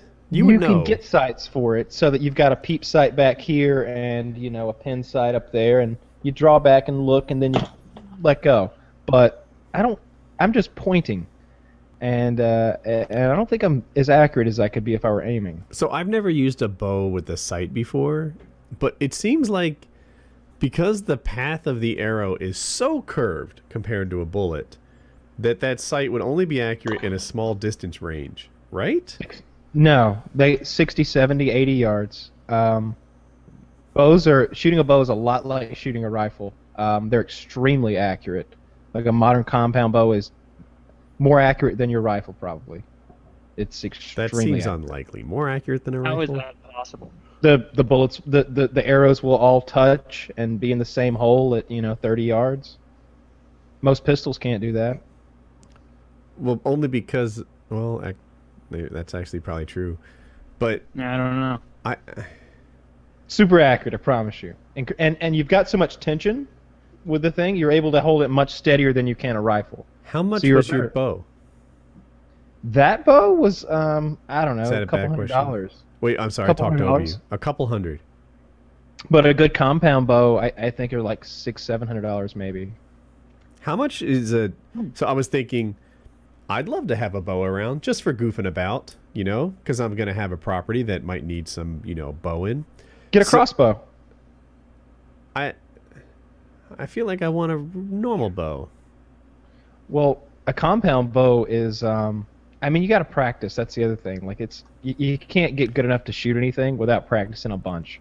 I don't know that I need to shoot anything other than like a bale of hay. Well, then you can do that easy with any bow. It depends. Like, this thing is fun. The bow just needs to be. Yeah, you can still hear me if you can't talk. The bow just needs to be good enough that like someone who gives a shit might use it. Like it doesn't need to be Olympic quality or anything, but it shouldn't be a toy. How much does a bow cost that's better than a toy? He's setting up. I have no idea. Kyle, you can hear all that, right? This bow price. 1 second. The current market. I don't know. I haven't bought a bow in a long time. Oh, but you're my bow guy. I'm looking it up. Some fucking bow guy you are. Yeah. By extension, you're also my bow guy, and I'm disappointed. I do want to make it very clear. I know where I'm going when the zombie apocalypse comes, because you guys have bows and shit, and like the only thing I'm good at is like with a fucking mouse and keyboard, and I'm gonna break the keyboard on the first zombie. Dude, you know where you want to go? Joe Lozon's house. That guy has melee weapons in every room, and often they're specific for zombies. Like, so everyone knows, like, he does zombie preparedness as kind of a joke or not a joke. I don't know. He never said it was a joke. But you go and you're like, huh, the bathroom has a book on zombie survival preparing and nunchucks. Whatever. And then you're like downstairs in the basement and you're like, huh, why are there katanas and more like zombie books on how to... He has a zombie survival book in at least 3 or 4 rooms in the house on what to do in the case of an apocalypse. And he has melee weapons in more than that. His whole body is a melee weapon. He's just OP if you give him a sword. Yeah. I got a book in my latest Loot Crate. I don't know if you guys do Loot Crate. Do you guys do? I don't know. I do Loot Crate. If you're interested in lootcrate.com, you can always go to lootcrate.com/boogie2988, and if you use boogie2988 as a coupon code, you'll save a couple bucks. Just FYI, you could use /Woody2 if you wanted to. I'm just. Yeah, Woody will do it too, man. But nothing will happen. But this is in the latest Loot Crate. This is a survival guide: how to survive a Sharknado and other unlikely disasters. This is put up by Sci-Fi Network. And now I'm not even worried about the zombie apocalypse. That doesn't sound near as bad as the swamp shark. The swamp shark is going to come and get us all. There's fire tornado. Here's the piranhaconda. What happens when we finally discover the piranhaconda? We're all going to die. Ghost shark. Ghost shark. That's a threat that you did not even know was a possibility. The electro kraken. The dino What poor shark. bastard had to write this and sit there and try and come up with things to say about made-up animals and about a bad movie's apocalypse. Kyle, this bow is $700. Mongolian death worm. I need a more... Let's see what this next one is. Yeah, $700. That's what I was thinking. How can I spend $1,000 on something I don't even know? Like, I just bought a house. I can't blow $1,000 on on stuff I may or may not. I spent too much on my mansion. Find me a cheaper bow. You guys are buying $1,000 bows. I still won't buy a $30 chair. Fucking, you people spend your money in different ways than I do, apparently. What are you sitting in? Do what? A fucking chair I stole from my old gaming shop when it shut down. And I guess I did pay $1,000 for this chair because that business shut its door. They still owed me $1,000. Well, look, Woody. If you could get a recurve bow. You get like this thing. This thing's. If you get a compound, It's just like bow, a wooden bow. Usually, when people buy a bow, they've got a purpose, so they don't mind paying for like a hunting or a target bow. But this thing is just. Let's see. I don't know a lot about bows, but I'm going to say that the compound bow is better because it has a hard K sound, and those are really good. It is a good sound. So the compound bow has sort of a wheel and pulley system back here that gives you much more power, and it stores the energy in a cam until you release, and it releases it all forward. And the effect is that when you draw the bow, it gets easy right here, and you're only actually holding like 25% of the actual weight or something like that. So you're able to stay steady but aim for long periods of time without tiring your arm out. It's hard to hold back 60 pounds for a long time like this. Yeah. It's good for a wimp like Woody. Yes. Is that Pac-Man in the background? I need to know. Is that Pac-Man? That's That's a Pac-Man, but it's also got like I don't know, Galaga. Probably. everything, literally everything, like dozens and dozens of games in it. And I the want others, to go to there, please. and the other one's Area 51 with the pistols and everything. But Oh, nice. How much was that? Oh, I bow, loved Kyle? Area 51. I think they were like $300. My bow or my Pac-Man? The bow. I honestly don't remember. Probably a couple is it $100. old? I bought it for the Far Cry video I did. So it's like 2 years old, maybe? 2 years old, I'd say, something like that. Okay. Yeah. But it's just a recurve bow. I follow. I just, look, I had archery in high school and haven't really shot much since. So I just thought, like, that'd be neat to have. I wonder what it cost. I mean, it'd be annoying to have to hunt with one of those because you don't have the compound holding it back. But you also get that cool Lord of the Ringsy look with the, the wingtips. Right now. Yeah, you feel like a Rohirrim warrior fending off the Uruk-hai from Helm's Deep. Or just some guy in Georgia shooting foam on a podcast.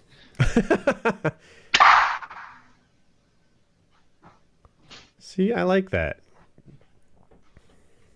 Yeah, that's pretty cool. It shoots really hard. Every time It sounds like I leave here wanting to kill something. What is that about? that's what we. That's the environment we try and cultivate here. Yeah. Yep. And next time you come, you'll leave with an interest in Painel. If he already isn't going to go back and do his due diligence on there. I guess to Boogie, anything where you're not cutting and openly bleeding into other people's orifices is pretty tame. Yeah, it's not even interesting to me. Yeah, I like eating pussy, bro, but first I cut my tongue with a razor blade. Did we talk about electric sounding the last time I was on here? Yeah, we talked about that some, that horrible thing. Yeah, that exists. It's still my favorite thing I've ever heard about. That's where you put the object in the urethra, right? You take a metal rod, you shove it down your dick hole as far in as you can, and then you electrocute yourself from the inside. That's electric. Why? Why would you do that? Makes you come hard, apparently. Apparently. That's just Do somebody's you wonder thing. like what the transition form is, like between like that guy turning 12 and being like, "Oh, I love tits," to turning like 37 and being like, "Yeah, stick that metal probe in me." Like, what happened to him? What made I know him exactly what happened. He woke up one day and he's like a teenager and he's like, "I'm gonna put this Q-tip down my pecker," and that started it all. You know, That's the Boogie Lightning round. Should we do that? Yeah, no more pee hole stuff. Let's take a few minutes here. hit me. And let's come up with a couple of little questions here apiece. What do you think? About 4 apiece? That'd be a nice lightning round. I think it makes a round dozen. I haven't done one before. Well, we come up with lightning round questions. He's got 30 seconds to answer, and each question, and you get them out there as fast as you can. I think it's This apparently involves short answers for me, and that's hard to get. So I'm a windy motherfucker. Give me an example of one of your questions, Kyle. I want to make sure we're all on the. How are babies made? So one of my questions is going to be: would you rather have your partner's vagina vibrate or make your penis 2 inches longer? But that's just a silly one off the top of my head. I think I'm also going to ask him about one of his greatest fears, something like that. Ooh. All right, So we're working on my questions make too. it fun and informative, All right. as I do. All right, I got one. We need like 5. All right, I'll come up with more then. Yeah, I'm aiming for 4. Oh, shit, accidentally hit enter on that one. I'm right now, by the way, Let's just reading type them all out there. news for the new reading news for the new Smash Brothers, and oh my god, I've just been reading it this whole time, and I'm like a fucking kid again. They're gonna have 8-player Smash in the Wii U Smash. There's level design. Mewtwo will be DLC for free for people who bought both games. It's in 1080p, 60 frames per second. Take that, every other console. Just Smash Brothers is the best thing that's ever happened. I know if you guys Smash, but you really should jump in on the Wii U level because, my God, it's epic. It's gonna be one of the best games ever made. Yeah, Smash is awesome. I have 2 questions so far. Very nice. Make him about Smash, please. I have one you'll like. As I'm vibrating over here, man. Seriously. Like, I cannot stress how incredible this game looks, man. Go buy a Wii U today. That is the hot gift item for fucking Christmas this year. If you Wii U Smash Brothers bundle, if you don't buy that today, if you don't buy that for your kid for Christmas, you may as well just shoot him in the head because you're going to give birth to a pariah. Christ. Yeah. It's intense. That's what can I say, man? You may as well just drown him in the fucking bathtub for Christmas. Oh man. I've got 3 questions. I have Counts? 4. You have 4? Taylor? Yeah. I got 3. Are we targeting 4 or He's only 5? got 2. Are we targeting 4 or 5? 4 sounds good. All right. Yeah, 4 times 3. That'll be all right. I need one more then.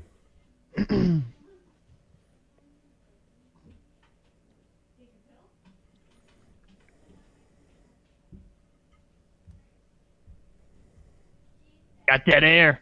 Oh, I'm struggling. That's okay. Lightning rounds are preceded by dead air. It's a tradition. Indeed. Oh, as is tradition. As is tradition, there will be a blank space here where people think their digital device is malfunctioning. I can always sing for him. Oh, I'm struggling. I got nothing. Well, how about we start and and I'll go first, and you can be thinking of yours. I got my last one. It's not great, but it'll do. Who would like to go first? I'll go first. All 4? Or just one at a time? Let's alternate. That's always fun. All right. Here's my number 1. Do you ever think some of the people that you play Magic with are too into Magic? Good. That's a good question. I know some people who are kind of jerks about it, and they're like too into winning. But as for being too into the game, not really. I've never known anybody who's like sold their car to buy Magic cards or like ruined their family. But I've heard stories about that kind of thing. The people that I think are too in it are the people who are too into winning, and winning is the only thing that matters. And they come to a Friday Night Magic and they hang out with 30 other people, and they get to be in this great environment with this great room playing this great game. And because they lost one match, the entire experience is ruined. Check yourself. Get your shit together. Okay, Kyle, go. What do you think would be the worst way to die? Like the worst, like for example, drowning or burning alive, something like that. What's the worst way to die? I actually think I know the worst way to die, and that's of old age, of dying like at 110 and being in a completely decrepit state and not being able to get around your house and not being able to fucking move and not be able to enjoy the things that you love in the world, but also being afraid of death. Like just can you imagine like laying on your back? I guess at that point it's kind of a fucking blessing, but at the same time you're terrified and you've struggled so long and so hard, but it's inevitable. Wow. And it was all genuinely pointless, and you're forced to face that your 110 years of just fucking holding on to this miserable life meant nothing. That sounds awful. That's actually my plan, and you just shat all over it. That's still my plan. Let me just say this: the worst way to die would be like drowning in a sea of tiny razor blades. But if it has to be a younger death, if that answer's not good enough, violent torture, death. baby. Torture at the hands of anybody, like where they take off your fucking toe after toe after toe after finger after finger after finger until such time that your body just can't stay alive anymore. That's the way to go. Like, you know, like being eaten to death by sharks in an electric tank or whatever, that's over in minutes, okay? If something that is over in hours isn't even all that bad, you have a heart attack and you're dead 3 hours later, that's not so bad. It's a lightning round, baby. Taylor, did you go? Oh, yeah. You're number 1. What is your biggest pet peeve, and why? Why? Well, this is so sad. I just really don't like mean people anymore. I'm like so over people who get joy out of being mean or being salty or being shitty. Like there's all these flavors, and man, you're choosing salty. Why? I don't even understand it. It doesn't even make sense. It all comes down to I just can't fucking stand people who are rude at the fucking grocery store, or a person who gets pissed off over a game of Magic, or the guy on Xbox Online is telling you to kill yourself because you don't know how to fucking headshot correctly. Whatever. Just screw you. Just grow up. Be an adult. It's time to be an adult. But what about people who walk really slowly in the middle of aisles at the store? Oh, well, I'm still having to use those Mark carts pretty often. Occasionally, I don't have to these days, but sometimes I'm still. So I'm the slow guy. I'm actually the problem. All right. What's the emotionally toughest thing about being big? Quickly. Trying to overcome it, like it's getting your head around like not being able to eat food and knowing that like feeling like you deserve to be in the club of people get to eat what they want, but knowing you can't because it's killing you, and then like just living with it and just living with the self-loathing and the despair that comes with it because you hate yourself because you know other people hate you, but even if they didn't, you'd still hate yourself, and it just kind of sucks. And getting your head into the right space to be able to do what everybody else does, which is not eat constantly, is really hard. And there's a lot of depression that comes with knowing that you're not as strong as everybody else. Kyle, go. I saw a story on the internet recently that turned out to be fake, but it was about a man who was on death row who was like a cannibalistic pedophile who asked for a baby as his last meal, and that turned out to be a hoax and everything. But it got me thinking about what I would ask for my last meal, and I wanted to know what you would ask for as your final meal if execution is coming. An actual 1,000-year egg that must be prepared while I watch you make it. So, like, and not the cheap ones that they sell. I am the warden of this prison, and I say nay, sir. Okay. We'll swing in the morning. All right. If I'm swinging in the morning, I want my wife's homemade lasagna. Or maybe her meat pie. That sounds dirty, but it's not. And ice cream, a nice big ice cream sundae. Tell me more about your wife's meat pie. Yeah, I can vouch for it. It's clean. She takes potatoes. You probably want to taste that meat pie one. Potatoes, beef, and sausage. Potatoes, beef, and sausage with mashed potatoes. Sausage? And cheese. Whoa. There's sausage in your wife's meat? Yeah, like Italian sausage. It's so good. I didn't know that about you. Okay, cool. Yeah, Anyway, the only thing I don't like about it is the hair. Oh, well played. Taylor, your number... What are we on? Two. I'm only number 2. Yes. Movie or TV character that you just want to punch right in the fucking face the most, more than anyone. Loki. Jesus Christ. All he does is he wants his father's love, okay? And he wants to have a fan from his father, but literally Thor does everything for his brother all the time. He has someone who genuinely loves him right next to him, always trying to help him get him out of his troubles, and he doesn't appreciate it or even recognize it. For whatever reason, Thor's love's not good enough. It's insane. It kills me. What is the number one thing you've resisted buying with your YouTube money? Oh God, I haven't bought anything. I've resisted There's buying. Something that's calling your name, burning a hole in your pocket. Well, it's really calling my name. I've always wanted a MAME arcade cabinet. And it's something we don't really have the room for, and it's very expensive. There's a place here in town, Arcadio Retrocade, who said they'd help me build the cabinet, but I'd be responsible to getting the software and everything or whatever, because he doesn't want the legal implications. But it's a multiple arcade machine emulator, and basically you can play every game on it. So all you got to do is build a cabinet. All you got to do is build the joystick, hook it up into a PC. The PC will run it all. It's probably a $2,000 or $3,000 investment all told. And I really want it, and I just can't bring myself to pull the trigger. That's a perfect answer. Kyle, go. What is one obscure, unknown little problem that comes along with being big that most of us would never consider? God, little problem. There's so many big problems. The pain. I would imagine there's a lot of younger people in their 20s and 25. They're not really experiencing a lot of pain, but even then, I did. Like the bottom of your feet hurt all the time, your knees hurt all the time, your back hurts all the time. You're probably always in physical pain once you reach a certain size. Are there any benefits to being big?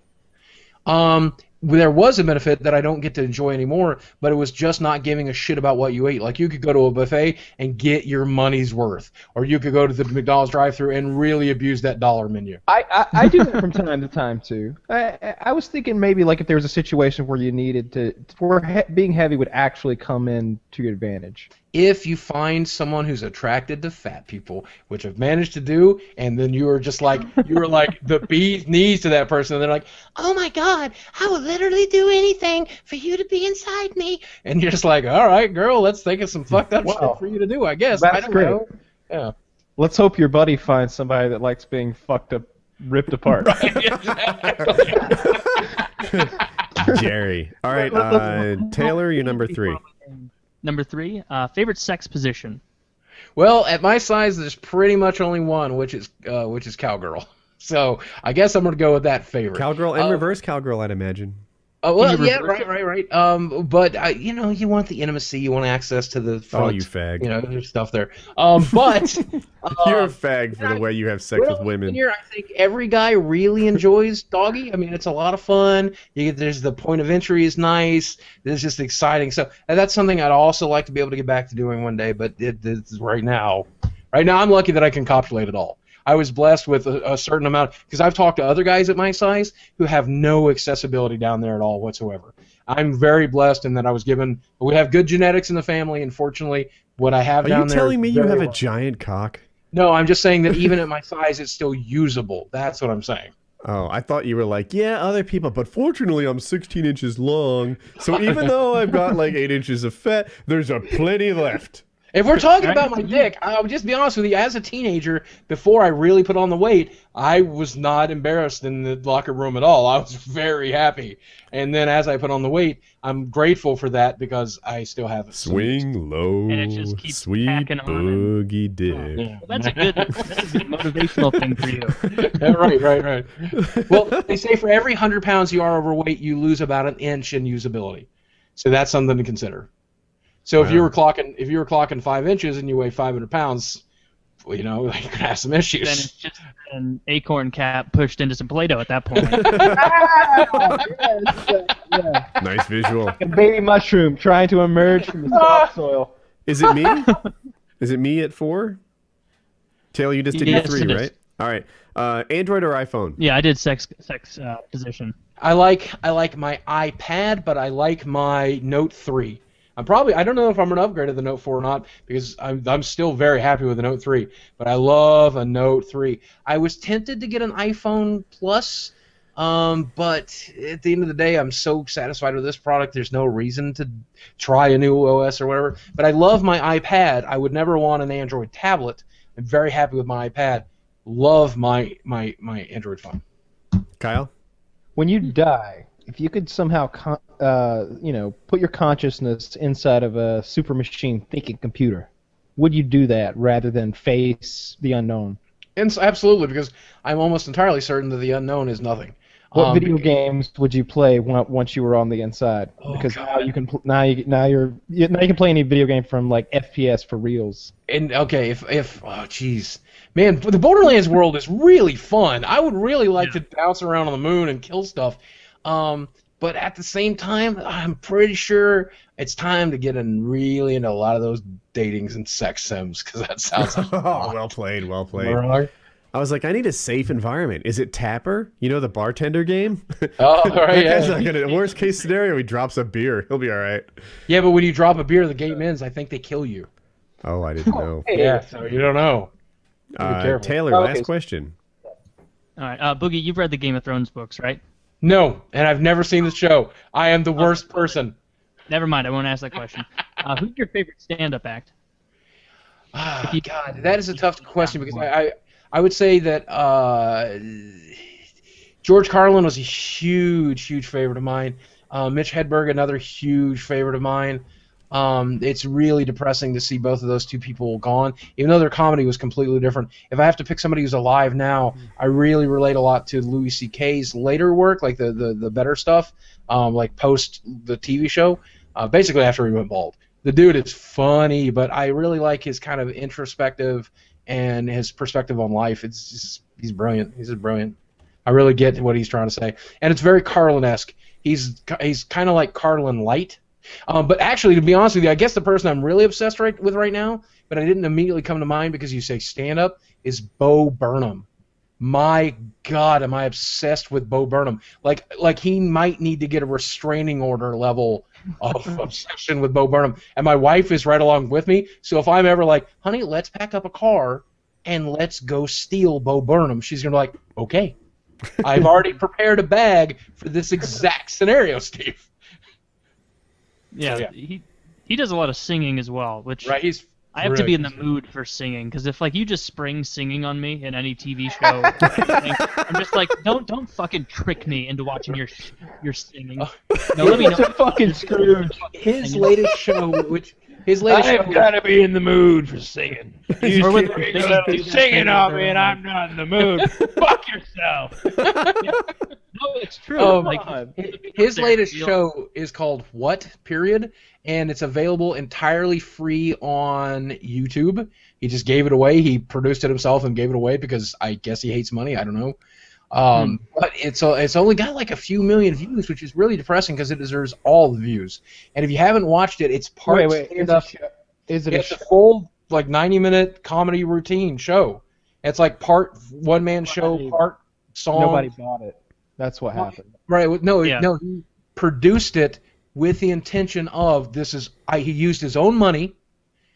Told the press 6 months from now I'm going to release my own comedy special that we're going to put on YouTube and Netflix. And Netflix. Right. Okay. Right. So they had own money, no money from Netflix, no money from anybody, no corporate sponsors. I'm telling you, dude. At least that's what he says, and I believe him because this dude is an integral motherfucker. I believe the shit out of him. I don't believe that. I mean, how much could it? Here's the thing, though. He's making so much money touring, and he's making so much money doing the comedy act and like being at the Best Buy theater and shit and getting paid. I mean, how much could it produce to film that show? How much could it possibly cost to hire a production company? Fair enough. It's just that normally comedians sell their specials and they're worth a nice little paycheck. Of course, they make most of their money touring on the road, of course. But like, well, look at what Louis C.K. did a couple years back. He produced 2 comedy specials, which he sold exclusively through his website. That then later showed up on Netflix, and more people would see them. So I mean, I think that's just what Bo did. He's like, "Why? What if I don't sell it? I just give it away so everybody can watch it for free. How many people will watch it? Let's see what happens." And the material in it's ridiculously good. Like his song From the Perspective of God, or Repeat Stuff, which he also made a different video for, like an actual standalone video for. It's just brilliant. If you're watching this and you haven't watched What, go watch it right now. Leave a comment saying that Boogie2988 sent you. I will love you forever for doing that for me. Even if you haven't watched it. A lot of singing. Watch it a lot of singing. Yeah, it's about. We watched Jim Jeffries' new special. Jim Jeffries was good. Yeah, he's a great storyteller. Has anyone else here seen What? I've watched bits and pieces of it. I can tell from the thumbnail that I've seen like a couple clips. Or maybe heard some on the radio on XM. I think Bo's just not my cup of tea. I really liked Bo Burnham. I liked him, like I'll say 4 or 5 years ago. You know, when he was first doing his singing stuff, and it was so clever, and a lot of it was self-deprecating, and I just thought it was really good. Now, I don't. Maybe it's because he's older, and I have a different expectation from someone in his demo than I did with like the 16-year-old version of him. I don't know what it is, but it's like he wants to be the most clever person in the room. It's contrived, and I'm just like, Well, I can see where you're right with that, but I got to tell you, that is my exact sense of humor. Exactly what he put into What is exactly what I'm into. You don't get a little bummed out when he's like, ready for this next segment? And you're just like, oh, Jesus. I love musical comedy. I literally own every Weird Al album. I bought them several times. I've memorized them all. When the songs he's parodying come on the radio, I talk about it. I love Flight of the Conchords. I memorized the Muppets soundtrack. I mean, I like musicals too. On top of that, I've got the Phantom of the Opera soundtrack memorized. It's just I don't know. I'm not very musically inclined unless it's musical comedy, and then I fucking can't get enough of it. I feel like he whips out like a pun or something, and then there's this like unspoken kind of, I'm so smart for having just said that. I don't like puns unless they're excellent. Well, okay, and again, this is probably the most ass-kissy thing I'll ever say about Bo Burnham, but just let me tell you this. If I was that fucking brilliant, I would probably have an ego problem too. I don't know. I don't even think he has an ego problem. I think inside he's probably kind of like modest and even insecure in such a way. And he's really just still a young guy who's chasing a dream. And I feel like a dick for having said anything that might prevent him from reaching his dream, because even though he's not my cup of tea, I want him to reach his dream. You knock yourself out, Bo. You're not hurting anybody. You're just doing your thing. The other thing that I think is that you're right, and he's still very young, and he's found a voice, but I don't know that it's his voice. I don't know if that's the voice he'll have when he's an adult. And I think he has the potential. I think he's already on the level of like Louis C.K. I'm just going to say that. You fucking burn me to the ground. I think he's almost on the level of Louis C.K. I think those two guys are comparable. I was watching what? The biting cynicism. Hold on, let me finish though. I promise you that one day he will be Carlin. I promise you one day he will be Carlin. I was watching what, and I thought, I think I'm gonna like this guy when he's 30.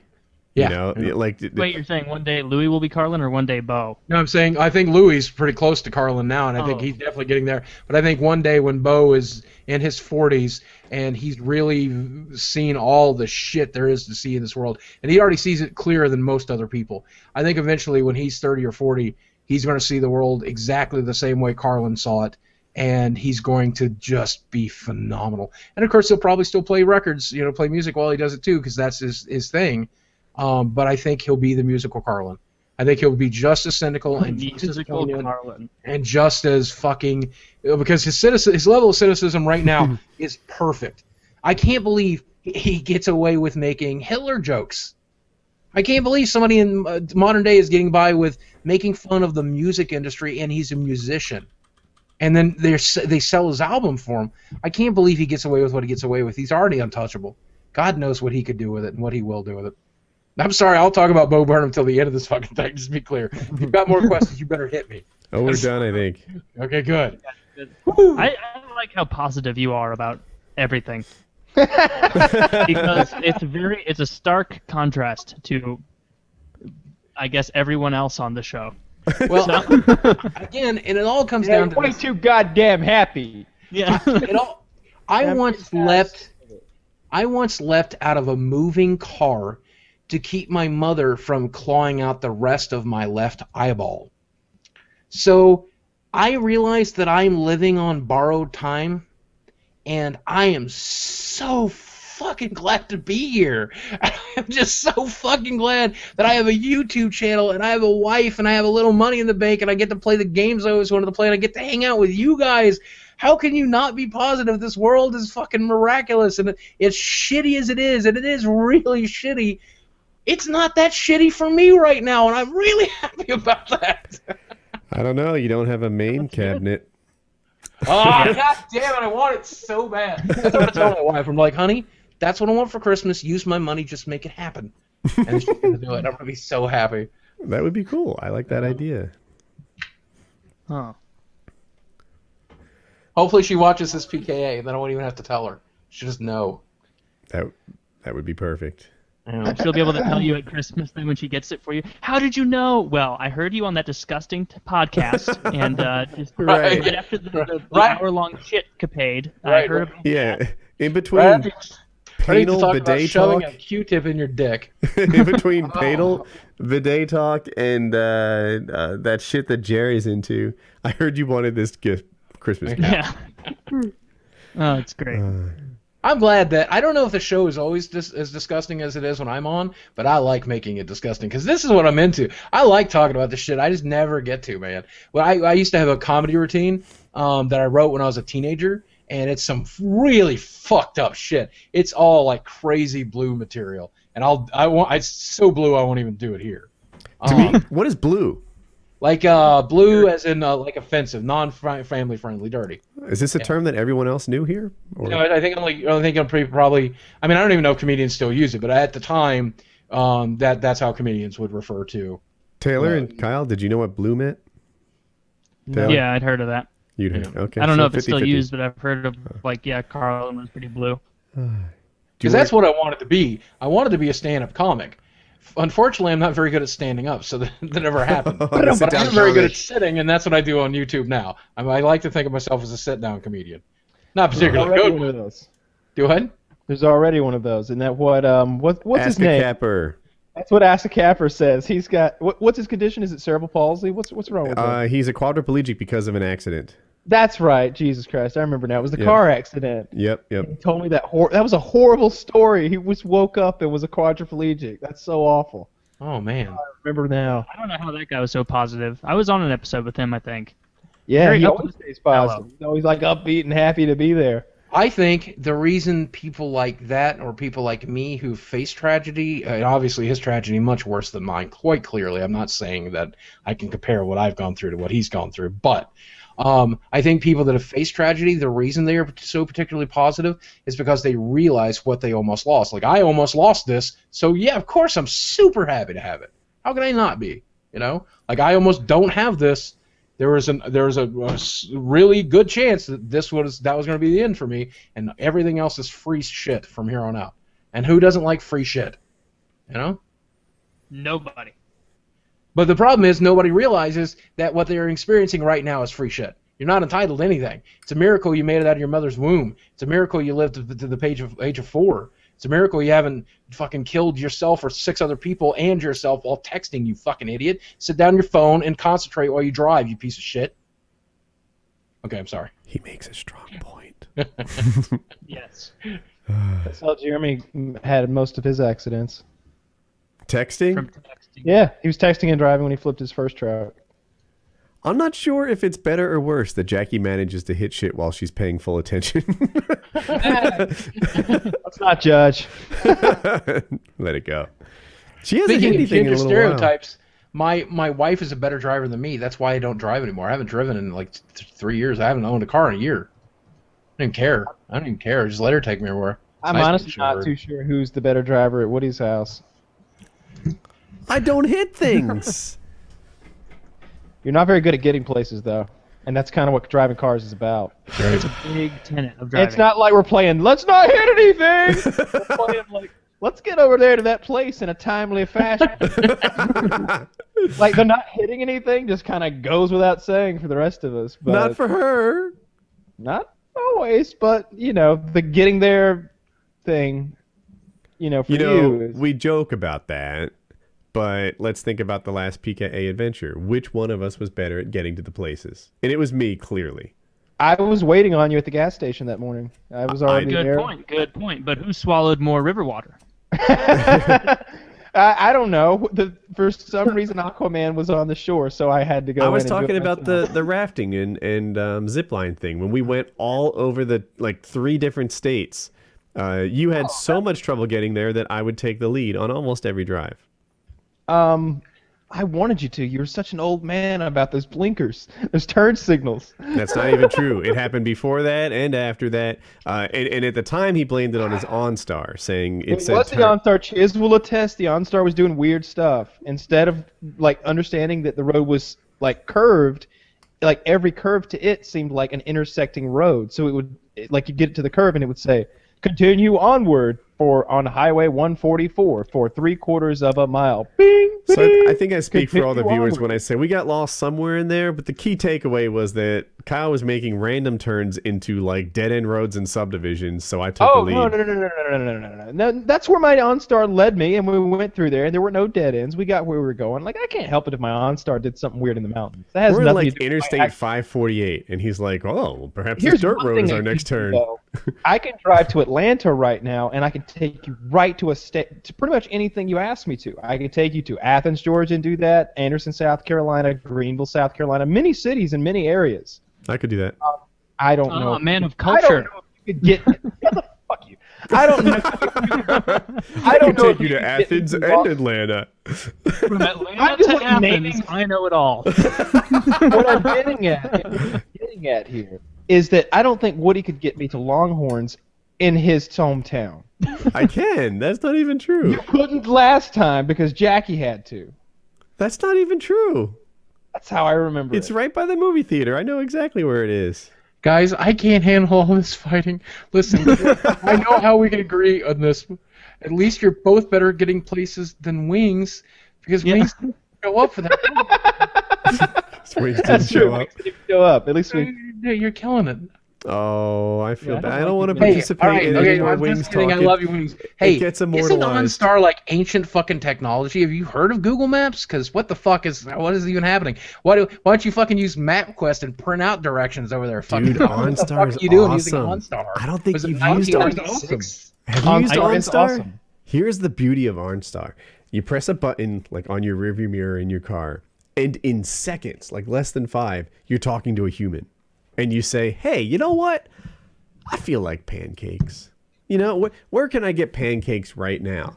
And she's like, oh, well, I can gladly help you with that. Let me look around.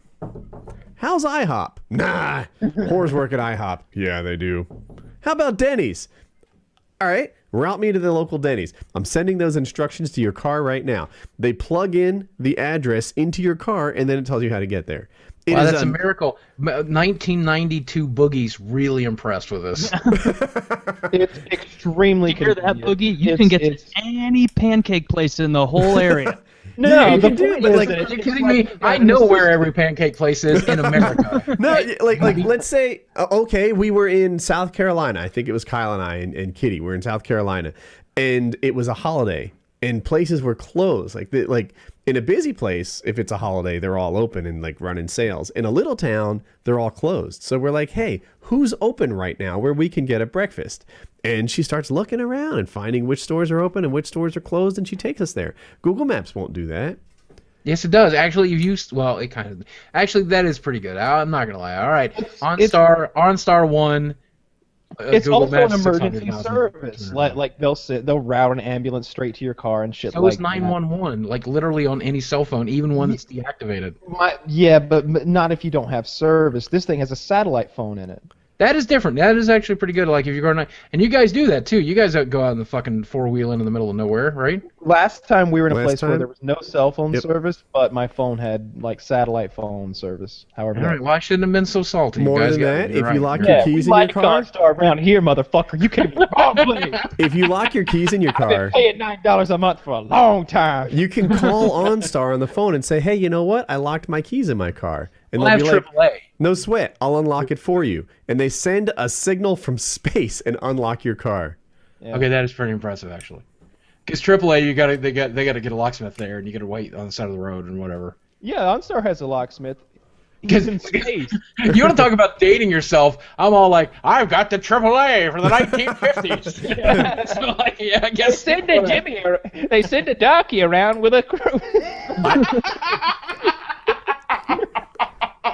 With a jack, and it just takes care of it. When I was a little kid, that's how I got AAA got me in the front seat. So I knew how to read a map, and I was good at it. You know, like I never had any trouble, and my father would ask random questions, like, you know what? How far are we from Washington, D.C. right now? And I'll gladly calculate that for you. And I'd like find a path and estimate, well, like 75 miles. And my mom wouldn't do that. And, you know, she pretty much just like let my father handle all the navigation and rode as a, I guess, sorry, Mom, like kind of a freeloader in the front seat. So I would get my dad would be like, put Woody in the front, put Woody in the front. It forced her to learn to read a map at my level so she could regain her spot in the front seat. And AAA would come with this booklet full of maps, and you just flip it, and they had a highlighted line. And, you know, as we passed each one, I'd tell them when to turn and how close we were getting. So I'm the reason my mom learned to read a map. That's actually really badass. You think about that, kids today will never know what it's like to have to read a map like that. They'll never know all this crazy. They'll never know where the beef is. They'll never know. You'll never know find what out. it means to dial a phone. Why are you dialing a number? They don't fucking know. Dude, I have an iPhone now. I really like it. I thought that when I got my iPhone, I would realize all the things about Android that I missed. Yeah. In reality, I just love iPhones. It feels like every time I use it, there's another little thing that pops up. Siri is really good. Siri is light years ahead of the Ask Android Google's equivalent. really good. Say that again? The Ask Google thing is actually really good too. And you know what's superior on Android that I really noticed, especially when it comes to my iPad, is the voice to text feature. I never actually type to text anymore. Now, it does screw up still occasionally, but when I have to do it for my iPhone or my iPad, I'm like, hey guys, the new Smash Brothers demo is out, and like on Twitter I'm out tweeting like, Smash the Brother demo. Like, what the fuck are you trying to say, iPad? Yeah, that's but interesting. The phone is perfect. The very next thing I was about to say is, for my voice anyway, Siri works 3 times better than the Android equivalent. Good. So maybe it depends on who you are, your accent. This actually, okay, I want to bring up here we go. Watch this. Hey guys, it's me, Francis here. Boom, son. Look at that. Look at that. It can do Francis. Totally worked. That looks so clear. Yep.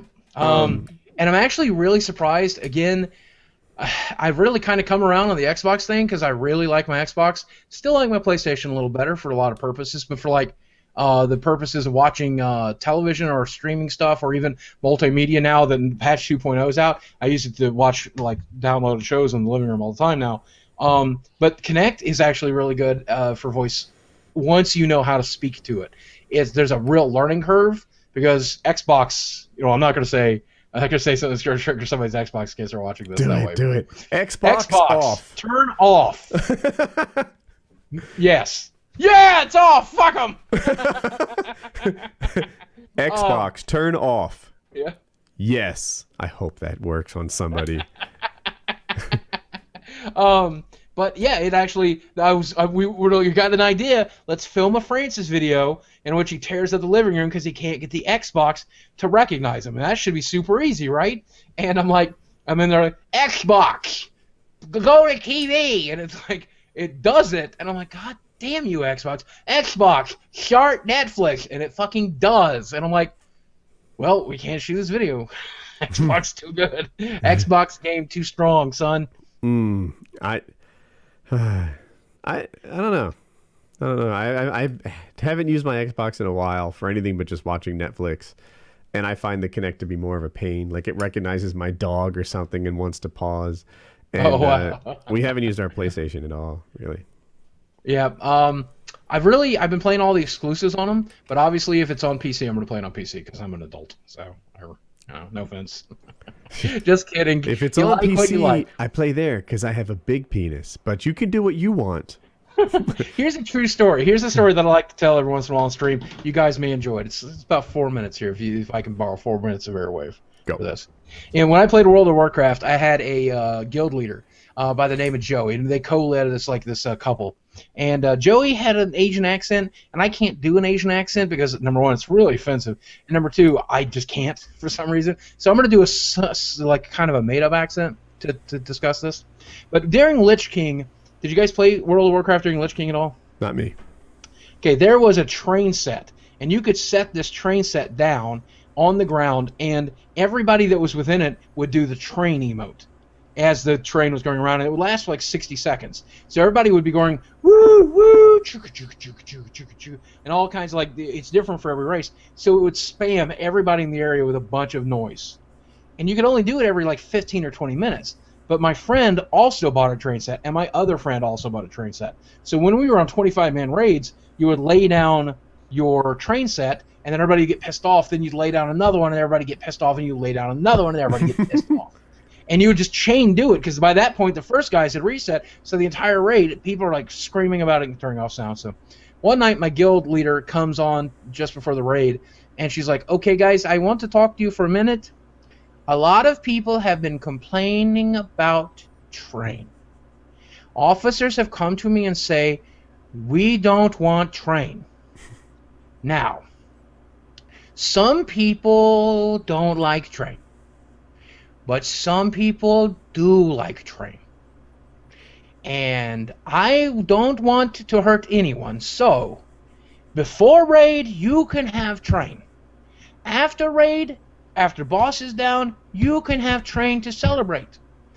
When we're gathering before raid, you may train. But during raid, no train. And what I took from, and then she's saying, my life would suck without you into voice chat for the next 4 minutes. But the lesson I take from that is that some people like different things. And so you're an iPhone user and I'm an Android user, and your opinion is no less or more valid than mine. One of them might be more technically correct based on some parameters. Who gives a shit? You like what you like, and fuck it. So if you like consoles, you like consoles. If you prefer PC, you like PC. If you prefer playing on a fucking Atari 2600, go for it. I don't give a shit. I just don't really give a shit. But I still make jokes making fun of you because it's funny. The thumbprint reader on the iPhone is so much better than, I didn't have a thumbprint reader before. It's a lot better than entering a password. And it gets it from every angle. I can hold it sideways, I can swipe everywhere, and it just works perfectly. Did you get the 6 or the 6 Plus? The 6. All right, so that's I really wanted the 6 Plus, but then it turns out it has that bend thing, but it's actually a feature. Did you know that that's a feature of the iPhone 6 Plus? I did not. It actually bends into a convenient boomerang shape to make it even easier to return it to the store. But that wouldn't work because it would come back to you. I know. I wrote that joke. It's my new version of the Xbox 360 joke. You turn 360 degrees to walk away. That's also terrible. I wrote this joke. Yeah, because of the flawed logic. And here you are admitting it. Yeah, it's so good. It's so terrible. I was so excited when I wrote that joke. I'm like, that's fucking hilarious. And I was so excited because I knew as soon as I tweeted it, 100 people are going to be like, that wouldn't work. You turn it into a boomerang. It's going to come back to you. You're fucking stupid. And they're like, yeah, troll or whatever. I don't know. Like 14-year-old me is super happy I wrote that joke. And the text messages are nice. Like I can read more text message. If it sends me a code to enter or something, I don't have to go into the text. It's right there on the outside. What do you fucking sell out? You fucking loving iPhones all of a sudden. You Apple whore.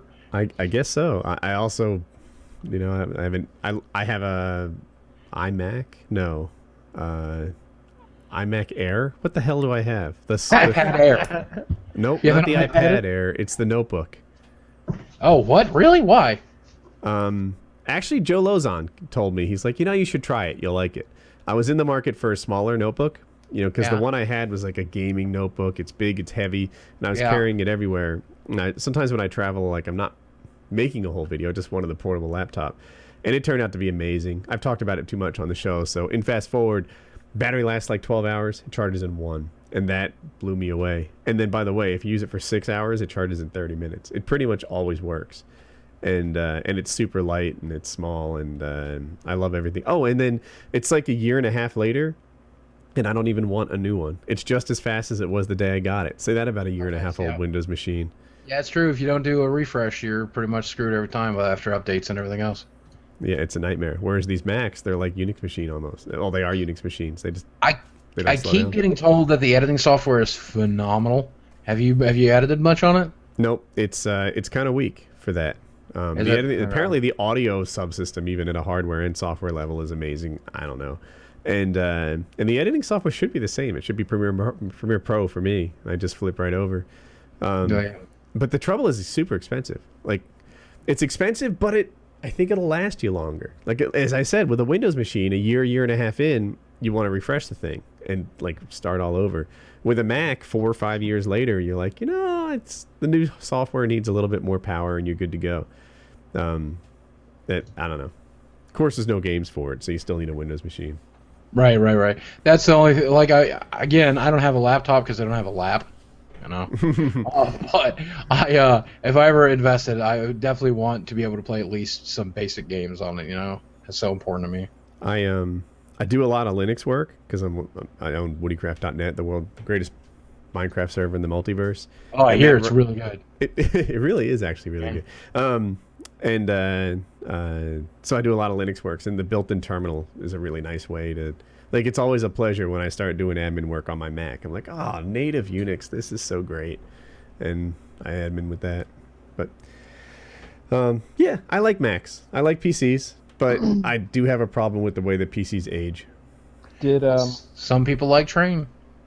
Some people don't like Train. Perfect. Kyle? Did we ever agree on the next movie for us to watch? I picked Planet of the Apes, so I voted, but I don't think we agreed on anything. Okay. Which Planet of the Apes?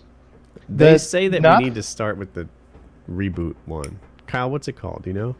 Yeah, so not the one with Marky Mark in it. It's the James Franco one? Whatever the newest one is, that was a sequel of the one we're going to watch, because I feel like we need to watch the one before to get the whole story. The newest, the latest of the reboots of it is Woody's pick. We also watched Snatch the other day. That was another movie we watched. That was pretty good. Snatch is great. Yeah. Love Snatch. Everybody does. I can't get enough Snatch. It's almost as good as his wife's meat pie. Oh! But I don't remember what my pick was. There was another movie that I thought we should watch as well, but I can't. Oh, Gone Baby Gone, with Casey Affleck. Oh yeah, you did mention that one. Are we still recording? Yes, Yeah. we are. Okay.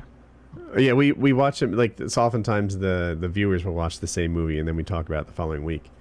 We should pick it. What's it going to be? Gone Baby Gone or I'll go with yours if you want. I'm not married to my choice. I'd rather do Planet of the Apes because it'll be easier to make fun of. Mine is a genuinely good movie, and you'll come away with it, and you'll be like, that was a good movie. That one guy, great performance. And that one thing that happened, that was awesome. Can you with give the the premise listeners- without spoilers? So yeah, I totally can. So it's it's set in like a sort of a low-income section of Boston. A young girl is kidnapped, and Casey Affleck and his girlfriend, who's recognizable, but I don't know the actress's name.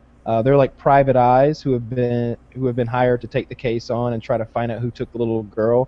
Meanwhile, the police are at the same time looking for her, and it's kind of a mystery as to who took the little girl, and they're kind of doing a lot of snooping around, and everybody doesn't always like that they're snooping around, and it's a very good movie. It's a crazy twist ending. And who's the main actor? Oh shit, I've seen that. I forgot about it. Casey Affleck, who's Ben Affleck's little brother. I don't think I've seen it. I would like to. It's good. It's All right, let's do I that like one it a then. lot. Gone Baby Gone. And Morgan Freeman's in it. He plays the police detective, and I don't know who that guy is. I don't know, the gray-haired guy from Appaloosa, not the one that was played by the older guy from Appaloosa, if you remember. I can't think of his goddamn name. I don't know. But anyway, he's in there too. It's a very good movie. So we've Every decided. Gone I think Baby it's a Gone. 9.4 rating on Rotten Tomatoes, or 94. That's what it was. It was It's a very 94%. long and drawn-out decision for picking a movie. I watched. Have you guys seen? I think it's Tom Cruise and Edge of Tomorrow. Yeah, we loved it. Yes. Yeah, we watched Wasn't it that. not one of the best movies? My God, It's I really I good. was liked it a lot. shocked at how good that was. Yeah, it's great. I'll say this: Tom Cruise is out of his fucking mind, but he makes some damn good movies. I enjoy them. I don't like. I can get over his level of crazy just to watch movies like Edge of Tomorrow. He's a loon, but he makes some great movies. And so long as we're man crushing on Tom Cruise, how the hell does he look so young? Right, and that body. That body. Oh, Yeah. His levels are so low. no. That's what it is. It's all that auditing. That's what it is. Yep. Private on All those thetans have been levels. removed. Get rid of those thetans, you start looking great at 50. Apparently. Yeah, stop doing that Diamond Dallas Page yoga shit and get your thetans lowered. You know, idea. if he grew a couple inches, then I'd convert to Scientology. The day they get Tom Cruise up to like 6 foot tall, then I'll convert. But so far, I haven't been sold on the thing. So yeah, Gone Baby Gone will be the movie this week, and then I don't know what'll happen after that. But I guarantee everyone who watches Gone Baby Gone, watches the whole thing, will come away with a positive experience and think it was a great fucking movie. Have you ever watched the porn parody of that? Come Baby Come. No, I haven't seen that. Every night before bed. Sorry. I like puns. I'm sorry, I just like bad jokes. I'm so terrible. Oh wait, it's not a real movie? No, I hope it is. Let's find out. I'm a little disappointed. Well, it's Rule 34, that shit. Oh man, some porn producer needs to make that movie. They will. Oh my God! I just searched that on YouTube, and I don't know what the fuck am I watching? Why didn't you search it on Pornhub? It's a much better video. I just Googled it, and I got a YouTube video called "Come Baby Come," and it's some woman's feet. And oh my God, I'm linking this in chat right now. Here you go. I think mine's better. This is what happens when you search "Come Baby Come" on Pornhub. Oh, nice. I'm a little... Okay, good. It's not on camera. Yeah, you don't want to show this. Oh my god! Oh my god! I just expected it to be a chick in a corset. Why did you show us that video? Why wouldn't I show you that video? That's What is horrific. attached to his nipples? Are those clothespins? Looks like you got some nipple clamps, some haphazardly constructed ones. Perhaps some sort of. It looked like those magnets that are on my fridge. Okay, I just got 4 minutes in, and things got a little weird. Oh, they started weird, dude. But okay, 4 minutes. Both of those videos are awful. And I wish I hadn't seen now them. I just skipped to 6 minutes in, and I'm terrified. I'm at 550. Oh, yeah! Oh, yeah. So he's collecting it. Sample. I don't think this is for fertility treatments. I think. Oh, I think it is. He's down it. Down the hatch it goes. No, are you serious? Oh my god. Oh wait! Oh my god, he's holding it like a coffee mug right now. That's great. Oh, oh god, he really just drank it. Oh god. And he gave it like a little swish, like he was Now, hey, reading I it. know about Gone Baby Gone, but I'm giving this one 2 thumbs. Oh god, it's over now. I'm sure he would like those thumbs both up his ass. Just be clear. Well, that's awful. What's wrong with that? No. Wow. All right.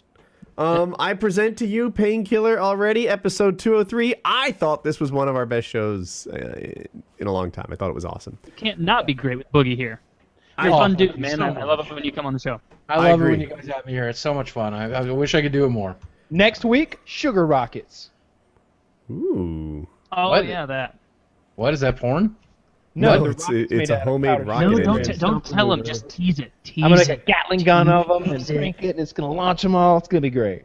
Well, I That's, like the sugar part, so you know I'm in. There you go. I'll do it to you. All right. PK Okay. 203. Bam.